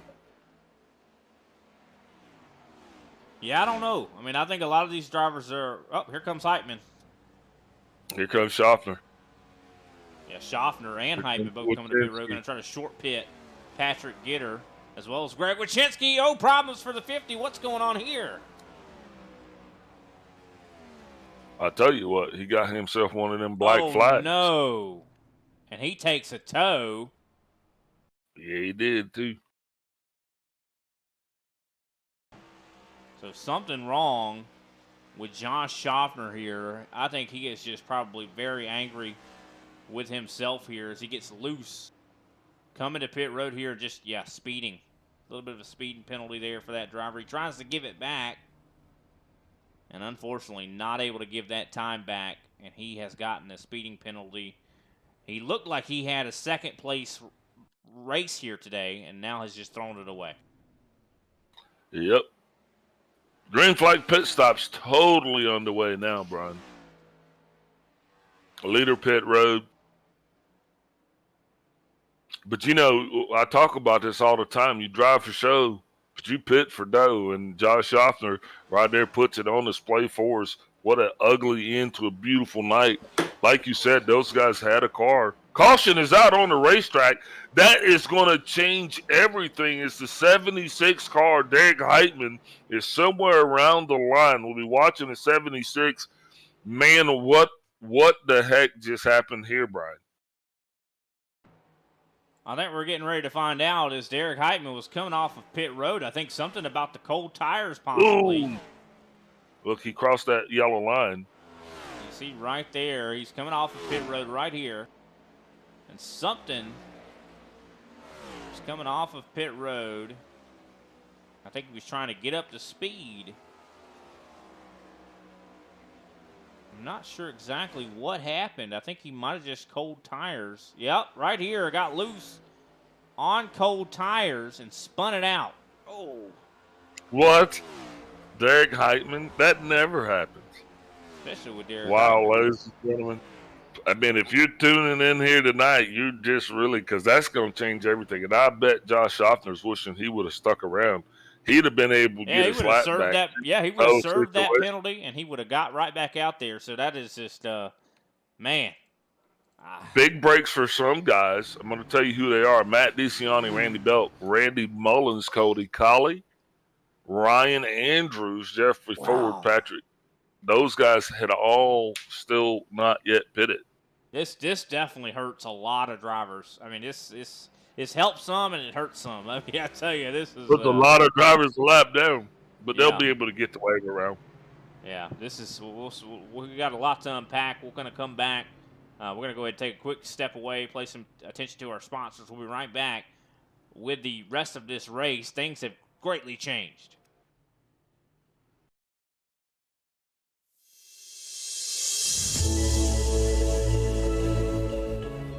Hey everybody, my name is Warren Maddox. I am the president of Ultimate Experience Outdoors. Our mission, we are dedicated to taking veterans, first responders, youth, and Gold Star family members on outdoor excursions across the country. Support for our mission has many forms. From camp cooks to the great storytellers, some buddies with the band, maybe you just want to build a campfire and sit around and listen. Nothing goes unnoticed. Camaraderie is reborn. The acceptance among the men and women that took an oath. Whether it was decades ago or recently renewed, but never forgotten. If you feel like you could help us, please visit our website, www.uxonation.org. There, you can register to hunt, sign up to sponsor an event, or even donate to us so we can continue to execute our mission. Oh my gosh, I'm so comfortable, bro. We get a hug. What have you done, Jim? We need your help to hold the line once again.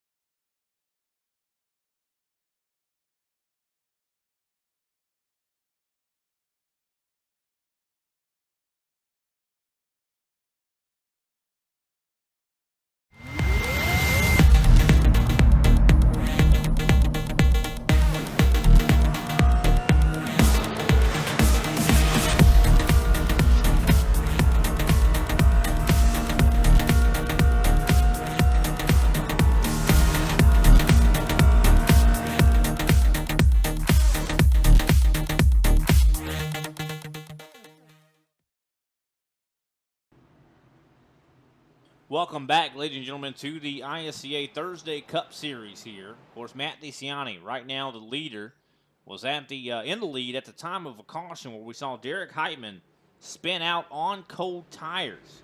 Of course, that puts 12 drivers on the lead lap. We saw some drivers have to wave around, so they're going to be on a little bit older tires than the rest of the field. Of course, Matt DeCiani going to be going up through the gears here in just a moment as he goes through the Geico restart zone with 37 laps to go. And the green Randy flag is Mullins. back out. Randy Mullins really sleeping there on that restart there, Randy. There it is. I just gave you a shout out. That he was. I'll tell you who this is giving a really big chance to. Cody Colley, who was incredibly fast early in this race. Can he recapture that speed we saw earlier? Yeah, I'm going to tell you who's going to get the best chance from this. It's going to be Ralph the Flagman. He's about to do this, going to get the biggest advantage of this because I think he's going to have that yellow flag back out here before this thing's over. Hey, you talking about me speaking stuff into existence. You better quit. I mean, because we put everybody back together, man, and we didn't put the head where the tail was and the tail where the head was. You're this right. whole thing's just... You're not wrong. Oh, as Colley gets incredibly loose right in front of Ryan Andrews as well as Randy Belk. Getting very close to that outside wall. We're starting to see, I think this is what you're talking about. We're starting to see that shakeup is causing issues. As you see Patrick Gitter, he's got to work his way through these guys. I mean, he was the leader before. 3 wide for second. 3 wide. Oof. Randy Mullins, I talked about him needing to do TV-worthy stuff. Well, here it is. Randy versus Randy. That's what's going on right here. Randy Belk going to be on the inside right there. As long as these guys can keep them off each other and off the wall, I think we're going to be just fine. But unfortunately, I think we're going to be doing a little swapping here before too long. And look who's back up at the top of the racetrack. The 84 of Cody Colley. He says, hey, I'm here, baby. Let's take care of business. You know, he's had enough time to make those adjustments to get that car handling back like he wants. And he already knows he can make it run up on that high line, Brian. I think he gets back up there on that fence and he makes it happen, makes it stick. But now he's going to be on the inside of Matt DeCiani. And there he is, Cody Colley, to the lead. And somehow was able to make that pass stick. Big sin. Does he move back up to the top? And I think he does. As he is somehow, I mean, I didn't think that car worked on the bottom. But it looks like he is definitely got it working everywhere he needs it to, as he is now in the lead. Here comes Randy Mullins. Big sin on Matt DeCiani here. I think he had the speed right there to make the move, and he knew it. And that's the reason why he was going for the lead. I think I just saw Kenny Powell hit the wall, as well as him and Alexander Carr almost getting together there. Yeah, Powell's definitely starting to fade back just a little bit. No, he's probably not having too much fun in the car tonight, but hey, Kenny, keep your head in there, buddy. You're going to be okay. Just got 31 short laps to go at the line, and then you'll be able to go home and get you some Kool-Aid. I mean, he was doing great earlier before that caution. I mean, he was up in the top 5, and now just things have gone terribly wrong. Darren Mullins back down pit road. Not sure what this one's about. Yeah, definitely not sure either. But, of course, Cody Colley leading the way. What if this guy gets his first race win in the ISCA? Wouldn't that be just something spectacular to see? Yeah, it would. I just wish you would quit saying it. I mean, hey, Big Al, I'm supposed to talk, and that's what I'm here for, too. I'll tell you, look at Ryan Andrews. What a fantastic day for that driver in the 75. Not a great first stage and second stage, but he's definitely up here when it counts. In 4th place right now, of course, right behind Matt DeCiani. And the 75, I know, a pretty fast race car. Don't know what's going on with the one of DeCiani, though, but he seems to be either – I just figured it out. Oh, Matt saving tires, man. He's been here before. Yeah. And he knows if you go out there right now and you just put the hammer down, because if you're out front, you're setting the pace of this thing. And I know there's a getter back there somewhere that's got a timer. He's not got like an egg timer set. So he knows exactly how fast he needs to be going. And that's going to be the key here, man. No, I think you're right. I think you right on the money. I think that Matt knows that, hey, I know Gitter's MO. Gitter's going to save tire, and he's going to just show up. And I think DeCiani wants to do that too. I think he's like, I mean, I had the track position. I was up in the lead, but let me take a page out of that 21's book. I mean, they learn from each other. You love that relationship that those guys have if they always learn from each other.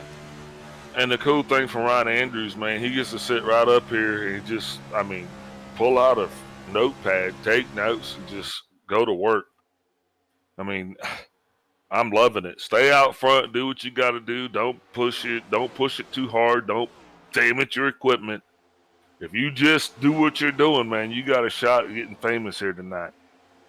Yeah, I'll tell you who's trying to get famous, Randy Mullins. He is all over Cody Colley, trying to make something happen, trying to make him slip, but Colley is not going to slip. He is almost a master of driving that top line. He has gotten so good at it.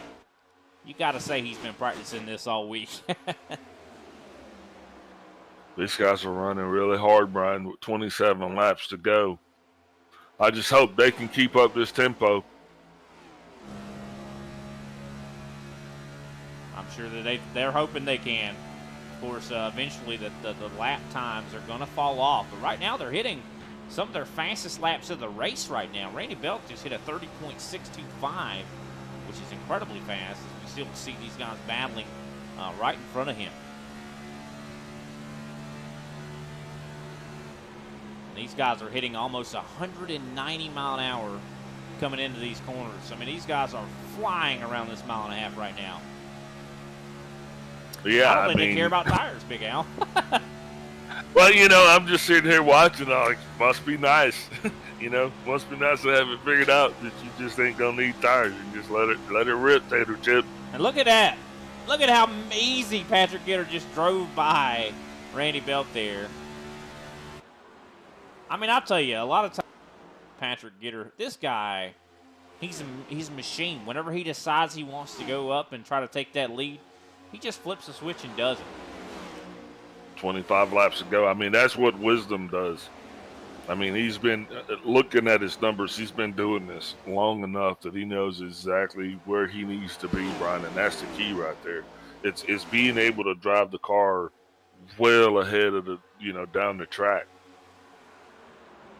To know exactly what lap time you need to hit every single lap. As, of course, the battle is still on. Cody Colley trying to keep Randy Mullins from taking the lead from him. I'm a firm believer that if I were a racer out there like that, I'd be just like Gitter. Is that right? I believe absolutely. You, buddy. You could do it. Won't you do it then, Big Al? You used to race in this series. Where's all these wins at? Didn't you used to race? You used to race in the ISCA. I used to race in here too sometimes, and I wasn't winning. That's for sure. But here we go, coming up to 21 laps to go. And a lot of these drivers are probably going to feel like, especially for Cody Colley, I bet these last laps are going to be feeling like an eternity, especially if he stays in the lead. If you're in the lead in an ISCA race, time is dragging on. Right now, that dude, I hope he's wearing his brown pants. That's all I'm going to say. I'm telling you, he's probably white knuckling. I mean, when you are in the lead of an ISCA race, that is an accomplishment that not a lot of drivers get. I mean, this is the best of the best that are not pro. Hey, have you ever seen Jaws? Oh, yeah. Yeah, that's exactly what's happening right now. But only Patrick Gitter is Jaws. And the race has tightened up quite a bit in the top 6. And look at the top. Look at the top 5. That's what I'm saying. They're all right here on top of each other. They look like the Blue Angels down there, Bubba. And they have left everybody behind them. I mean, Kenny Powell's back there in 7th. He's 2 seconds back from this group. 20 laps to go. I think he's got the best vantage point to watch it all happen. I mean, I think he said, look, I got 2 choices, and we know Kenny Powell. A big slide job. You can either be up in there amongst them, or you could just kind of roll by and watch the aftermath. And this is definitely getting crazy right now. As you saw Cody Colley get passed by Randy Mullins. Mullins, big slide job on the 84. And Cody Colley, of course, still committed to running that tippity top line as they are verging on possibly going 3 wide here. 19 laps to go here. Be 18 at the line. Patrick Gitter is back up in the fray. He currently made his way back up to 4th place. Cody Colley slipped back to 3rd. Now, he did lead some laps, man, and that's a great show for you, Cody Colley. I'm giving you a shout-out tonight. You get Big Al's shout-out for you, brother, because you had an awesome showing. Oh, I mean, I don't think he's done yet. I don't know if he's done yet, but Matt DeCiani, who was in the lead on that last restart, has jumped up back into the lead.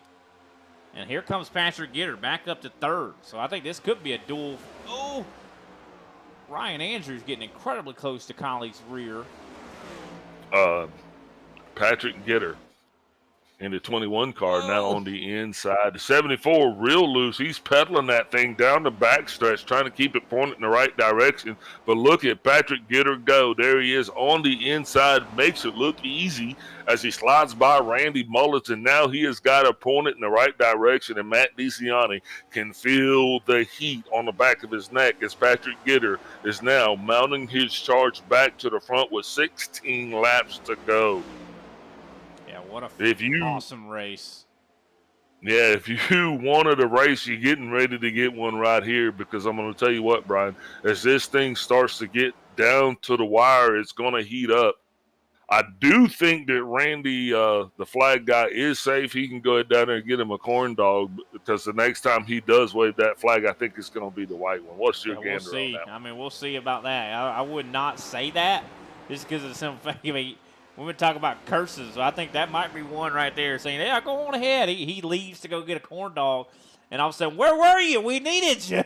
I mean, that man's been up there all night. They done threw 2 cautions out there outside of the stage cautions. Let him get a corn dog. Let the man get him a corn dog. But the racing has definitely been fantastic here. You're talking about Matt DeCiani? Yeah, Matt DeCiani still holding it off, but that lead gap gets shorter and shorter each time we go as the field is really starting to kind of dissipate.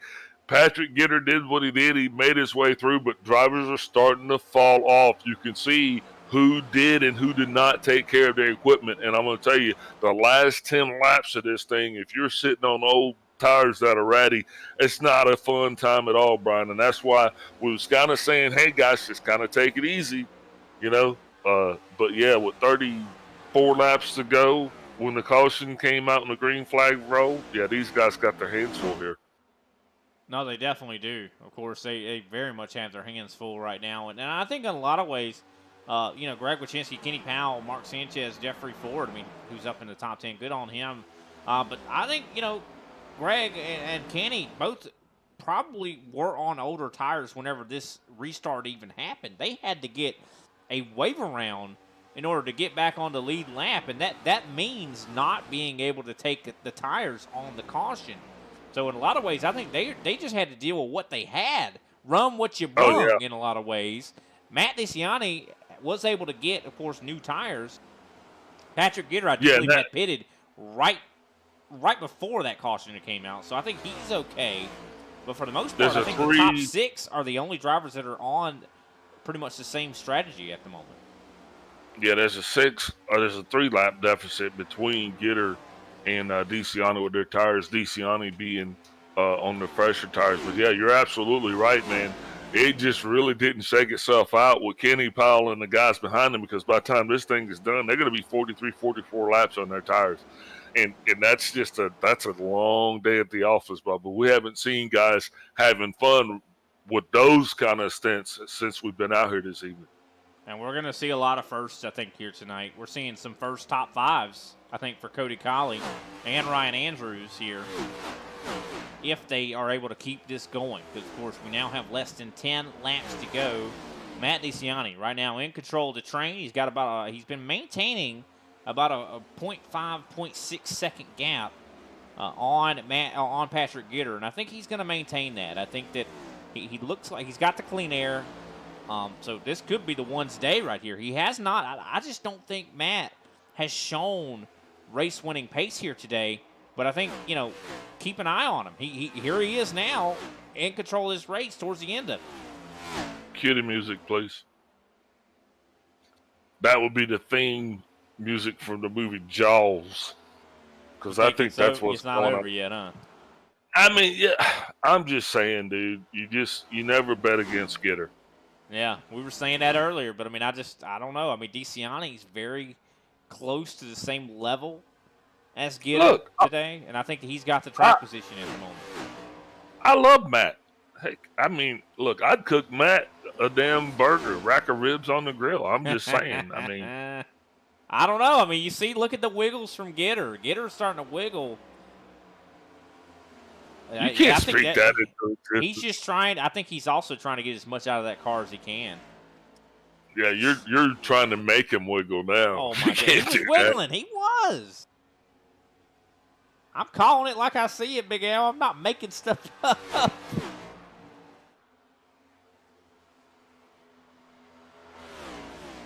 And, of course, the race still on for third on back. Randy Mullins, of course, in control of that third-place position. Collie has steadily been trying to run that top side.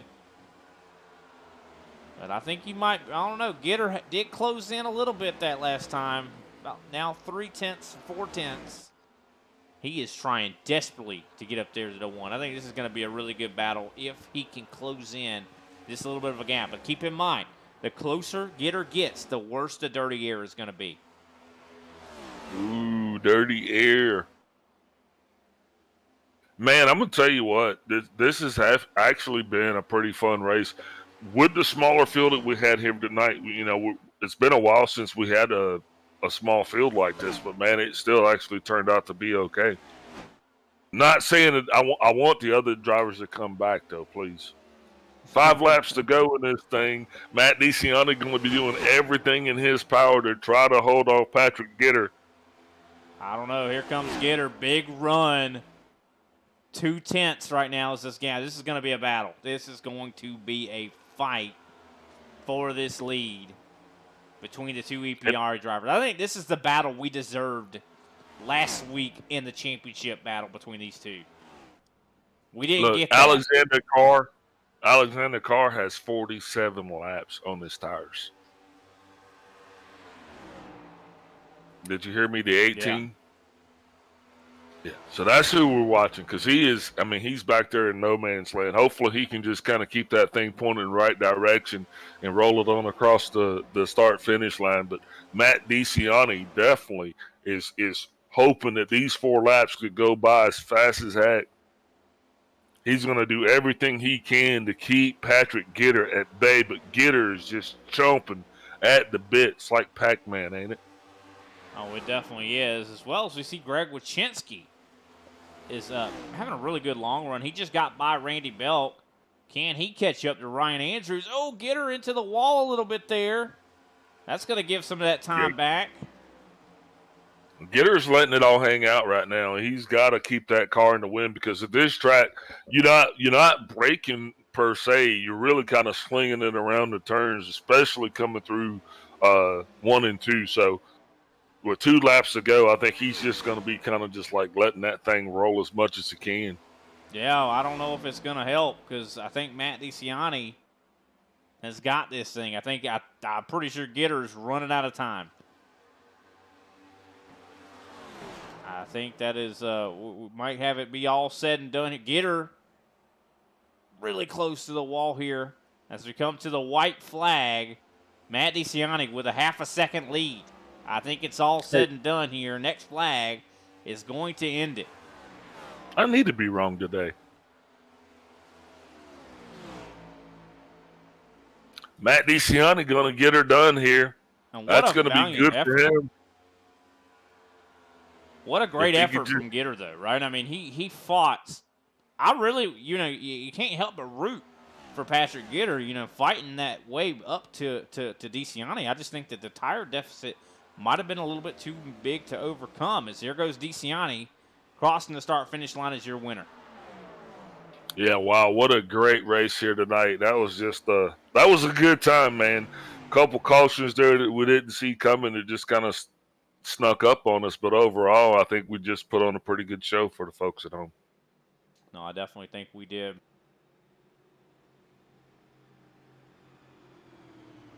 All right, let's take a quick look at the result. And, of course, that leaves Matt DeCiani, your winner here. Patrick Gitter, of course, a half a second back in second place. Randy Mullins he wanted to have his sponsors, he wanted to be have some TV time. Well, he earned it here today, Big Al. Finished third. Cody Colley, what a drive for the 84. Finished fourth. Ryan Andrews finished fifth. Greg Wachinski sixth. Randy Belk seventh. Kenny Powell eighth. Mark Sanchez ninth. And 10th, Jeffrey Ford.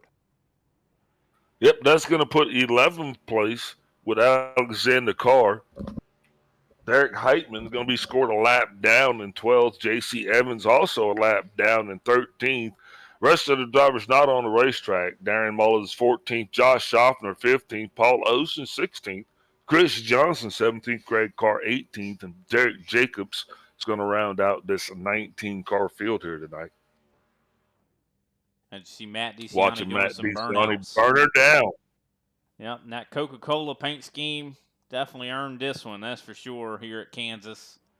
With that, we're going to take a step away. We'll be right back, and we'll talk to our top three.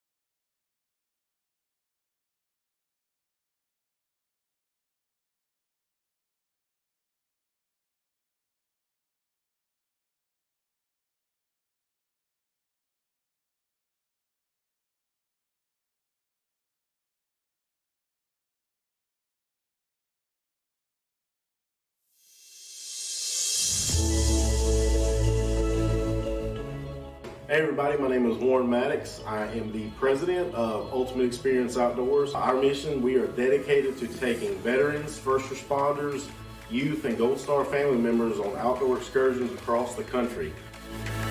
Support for our mission has many forms, from camp cooks to the great storytellers, some buddies with the band, maybe you just want to build a campfire and sit around and listen. Nothing goes unnoticed. Camaraderie is reborn. The acceptance among the men and women that took an oath. Whether it was decades ago or recently renewed, but never forgotten. If you feel like you could help us, please visit our website, www.uxonation.org. There, you can register to hunt, sign up to sponsor an event, or even donate to us so we can continue to execute our mission. Oh my gosh, I'm so tough, bro. We get a hug. What have you done, Jim? We need your help to hold the line once again.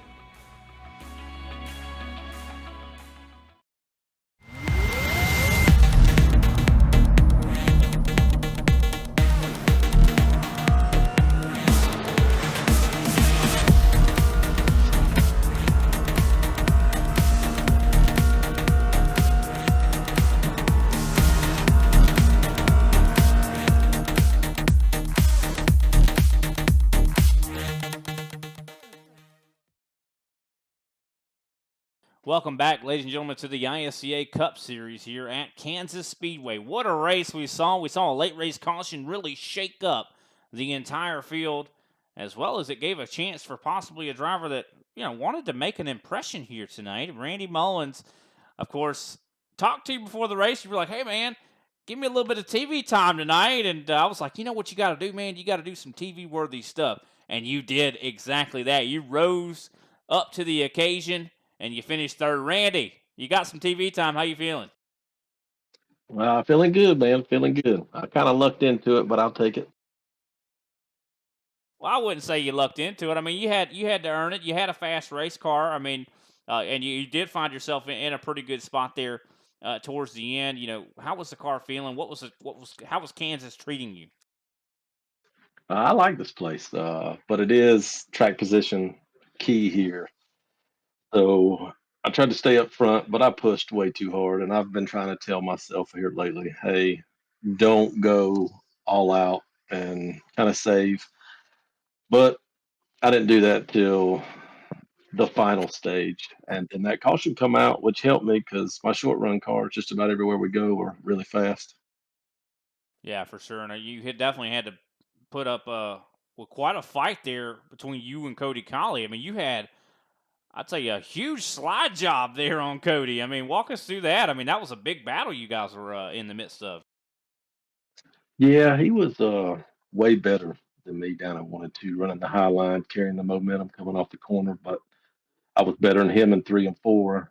And I told myself if I could just get to his quarter panel going in the corner, I'm going to slide job him coming off. And it worked. And I thank him for not turning me because he had the momentum and got to the back bumper. He could have sent me in the infield easy, but he didn't. So I appreciate that. Yeah, it's definitely some good, clean racing between y'all two drivers for sure. But definitely great performance. I think next week, if I'm not mistaken, Kenny, definitely correct me if I'm wrong. Chicagoland, if I'm not mistaken, coming up next week. How you feel about that racetrack? I like it. I haven't been there and did anything, but I'll definitely test this week. I didn't get much testing here this week due to my real life duties, working on a race team, getting ready for this weekend. So I'll be free after that, and then the testing will start going in, and maybe we can start rolling again. Well, definitely seemed like you were rolling here tonight for sure. We'll look forward to seeing what Chicago holds. I know it's a very similar track to Kansas where you can run the top and the bottom. So I suspect, you'll be finding yourself quite at home there for sure. Randy, who can we shout out here tonight for your third place finish? I definitely want to thank my sponsors, OB Builders and Ram Welding and Fabrication. You guys up in the booth, you and Al, you guys just kill it every week. Kenny for putting on the league, and then my wife for tolerating me for spending so much time on this thing throughout the year. So that's the most important one, that last one. Got to make sure you tell her, hey, baby, I appreciate you. But thank you, Randy. You have yourself a great night, brother, and we'll talk to you later. All right, buddy. Thank you. All righty, that was Randy. You got Patrick Gitter here. Patrick Gitter, Big Al up in the booth. You got me? 10-4. Hey, Patrick, man, congratulations. Solid qualifying effort. You won stage 1, finished I think second stage 2, and you bring that thing home again in P2 tonight. Probably not the finish you were looking for, but man, that's a good, solid weekend overall for you guys, right? Yeah, man, absolutely. It was a great team effort tonight. We were strong most of the race. It was good because we got to see how the car handled in different areas of the track, different positions, things like that. Had some good green flag runs to kind of see what was going on with it. Based on some tweaks here and there, just kind of playing around with. But all in all, good night, man. Randy Mullins, great job, P3, and then obviously Matt was taking him to win. Yeah, man. So I want to talk about when the caution comes out, because at that point you were at the tail end of the lead lap. So what's going through your head at that point? Are you thinking, like, do you think you waited too late to go? Talk us through that, please. Yeah, I feel like I knew it was going to be tough to get back up to the front. It's very difficult at Kansas to pass soon after a restart when everybody's on fresh tires. Everybody's pretty even. It seems like at Kansas. I mean, it's really the long run that pays off, unless your car's like built to run the top or something. But I mean, I saw a bit of a hornet's nest in front of me for like second through fifth on that restart, and I backed off. I was like, I got to let these guys sort this out, and then I can go. So I had a shot there at the end, man. I think I still had a shot if I had not hit the wall. I hit the wall like 2 times that in particular that slowed my pace down at the end, and that was kind of the nail in the coffin. Man, well, you gave her all you had, and we could definitely tell that you were letting it all hang out there, man. Just an exciting race to watch. You guys put on a heck of a show. Next week we head up to Chicagoland. Are you guys tweaking anything major to your setup? I mean, every week you come out here, you're like me. You piss excellence, and your dog's great. Your yard's immaculate. So, I mean, what can we expect from you guys next week? um, I can't even remember the last time that personally I've run Chicagoland at the A car. It's been a while, I think, for everybody. So it's one of those where you're gonna have to dust off whatever you got and just jump in, run some laps, tweak on it. So I think that's where we're gonna be at next week. I think we'll have some speed regardless. I love Chicagoland. I feel like it's kind of similar to Kansas, and that it's a flatter mile and a half. You got to long run, be very just have awareness on how you're wearing the car to make sure it's going to make it to the end of the run and carry speed. Man, once again, it's always a pleasure. Great watching you, man. You always come out here and you put on a great show, clean racer. Before we let you go, man, who you shouting out tonight for your second place finish? You guys in the booth, man. Every week, whenever I'm up here, I say it. You guys do an awesome job. Appreciate what you do. Thanks to Kenny for putting on the ISCA leagues. Shout out to Randy Mullins and Matt, bringing it home P3 and P1 respectively there. Team Content EPI, fantastic sets this week. Been great working with them this week here for the Kansas races. Martin PC, C12 Design Shop. Got to thank all those guys as well. Appreciate it. Man, we appreciate you, and as I always say, don't party too hard, and we'll see you next week. Yes, sir. Alrighty, of course, that was Patrick Gitter, driver of the 21 machine. Next up, we're going to be talking to Matt DeCiani. Matt, definitely a great job to you tonight, man. You of course, hovered around the top 10, all throughout the top 10 quite a bit here tonight. Never really found your way up into the lead until late in the race, and it kind of seemed like things just kind of went your way. Of course, you had the speed. What was the difference maker there? Was it clean air to get up there and kind of control the race? Yeah, clean air definitely is very important here. I mean, so when that last run started, obviously I got lucky and cycled through on that caution because I hadn't pit yet. I was just trying something different because I don't think I would have beat Patrick, granted, when he pitted, so I had to try something different and it worked out. But yeah, I mean, I was just saving my stuff early in that run. And then I decided to go when I saw Patrick get behind me. I was like, all right, I got to try to create a gap. It's my only chance I'm going to have to hold him off. And honestly, I think he was going to get me there if he didn't get the wall. I wasn't comfortable running the top, especially with some adjustments I made late in the race. So, like, I thought for sure if he could have made that stick, he was probably going to get this one. Yeah, and I think a lot of it probably was him having to adjust to being in the dirty air. A lot of this race he spent in that clean air, but still a great run for you. I kind of feel like almost last week at Phoenix, we got the battle here tonight that we should have gotten, I think, there between you two for the championship, Yeah, Phoenix is a questionable track in my opinion for a championship race, just based on last week from running everything. If you got stuck in dirty air at Phoenix, you could only run as fast as the car in front of you, even if you were 2 times faster, because like you would pass the car, then you just pull away from it. It was so hard to pass there last week. I just think I got behind, and once I lost that track position, I really didn't have a shot anymore. Yeah, 100%. But definitely a great job for you this week, of course, at Kansas. This is going to be really good for you in the points. How are you kind of focusing when it comes to the points? I know the Super Cup season's over, but we still have the Cup season. Are you focused on possibly winning that title? Honestly, I don't even know what the points are for season 4. I know I missed a couple races, so I don't even know where I sit. I mean, obviously the goal every week is to go out and get as many points as possible, but ultimately win the race. I mean, that's going to be the plan going forward. Well, definitely seemed like you were able to get a lot of points here today. So hopefully, those races that you missed won't hurt you too bad. But great job to you, Matt. Next week, we're going to Chicagoland. How do you feel about that racetrack? Love Chicagoland.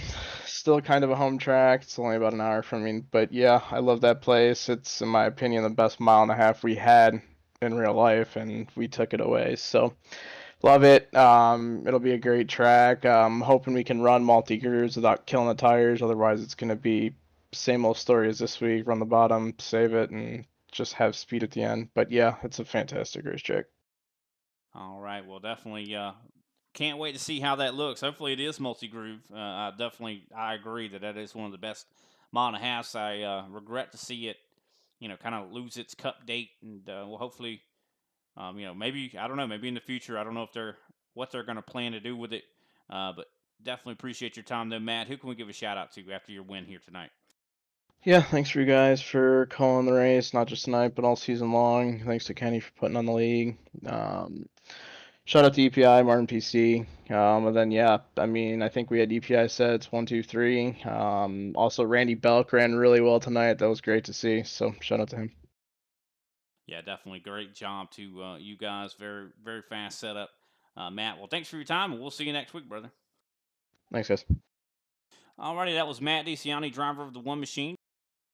Victory lane here tonight. Definitely love that Coca-Cola machine, and definitely seemed like he had a very fast race car. Of course, Patrick Gitter, of course, finishing in that second place position. Randy Mullins fighting hard to get that screen time, and he got it. And also a lot of firsts here tonight. We talked about Cody Colley. I mean, finishing fourth place, had a really fast race car as well. Ryan Andrews getting his first top 5 in this series. I mean, thoughts, Big Al? What you got? What you got on the mind? Man, I just tell you what, kudos to all the drivers coming out here tonight, man, and thanks to their families for, I'm just going to echo what Gitter said, for letting them take time to spin on the sim. That's a big deal. Actually, that was Mullen, sorry. But that's a big deal, man, and thanks to everybody for tuning in, Brian. Yeah, 100%. Thank you to everybody for tuning in here tonight. We definitely appreciate it for sure. Thanks to all the drivers that made this race what it was. Very, very clean and, some drama in all the right places. But we definitely appreciate it for sure. Of course, make sure you tune in next week, 9:15 p.m. Eastern Standard Time. We're going to have the broadcast beginning. And, of course, 9:30, a little after that, that's when the race will actually start at Chicagoland as we continue with, I do believe, race number 10 of the of course, Cup Series season. So we're getting closer and closer to crowning yet another champion here in the ISCA. But we definitely, once again, appreciate everybody tuning in. And we'll definitely see you next time. Once again, congratulations to Matt DeCiani. My name is Brian Britt, and we'll see you next time.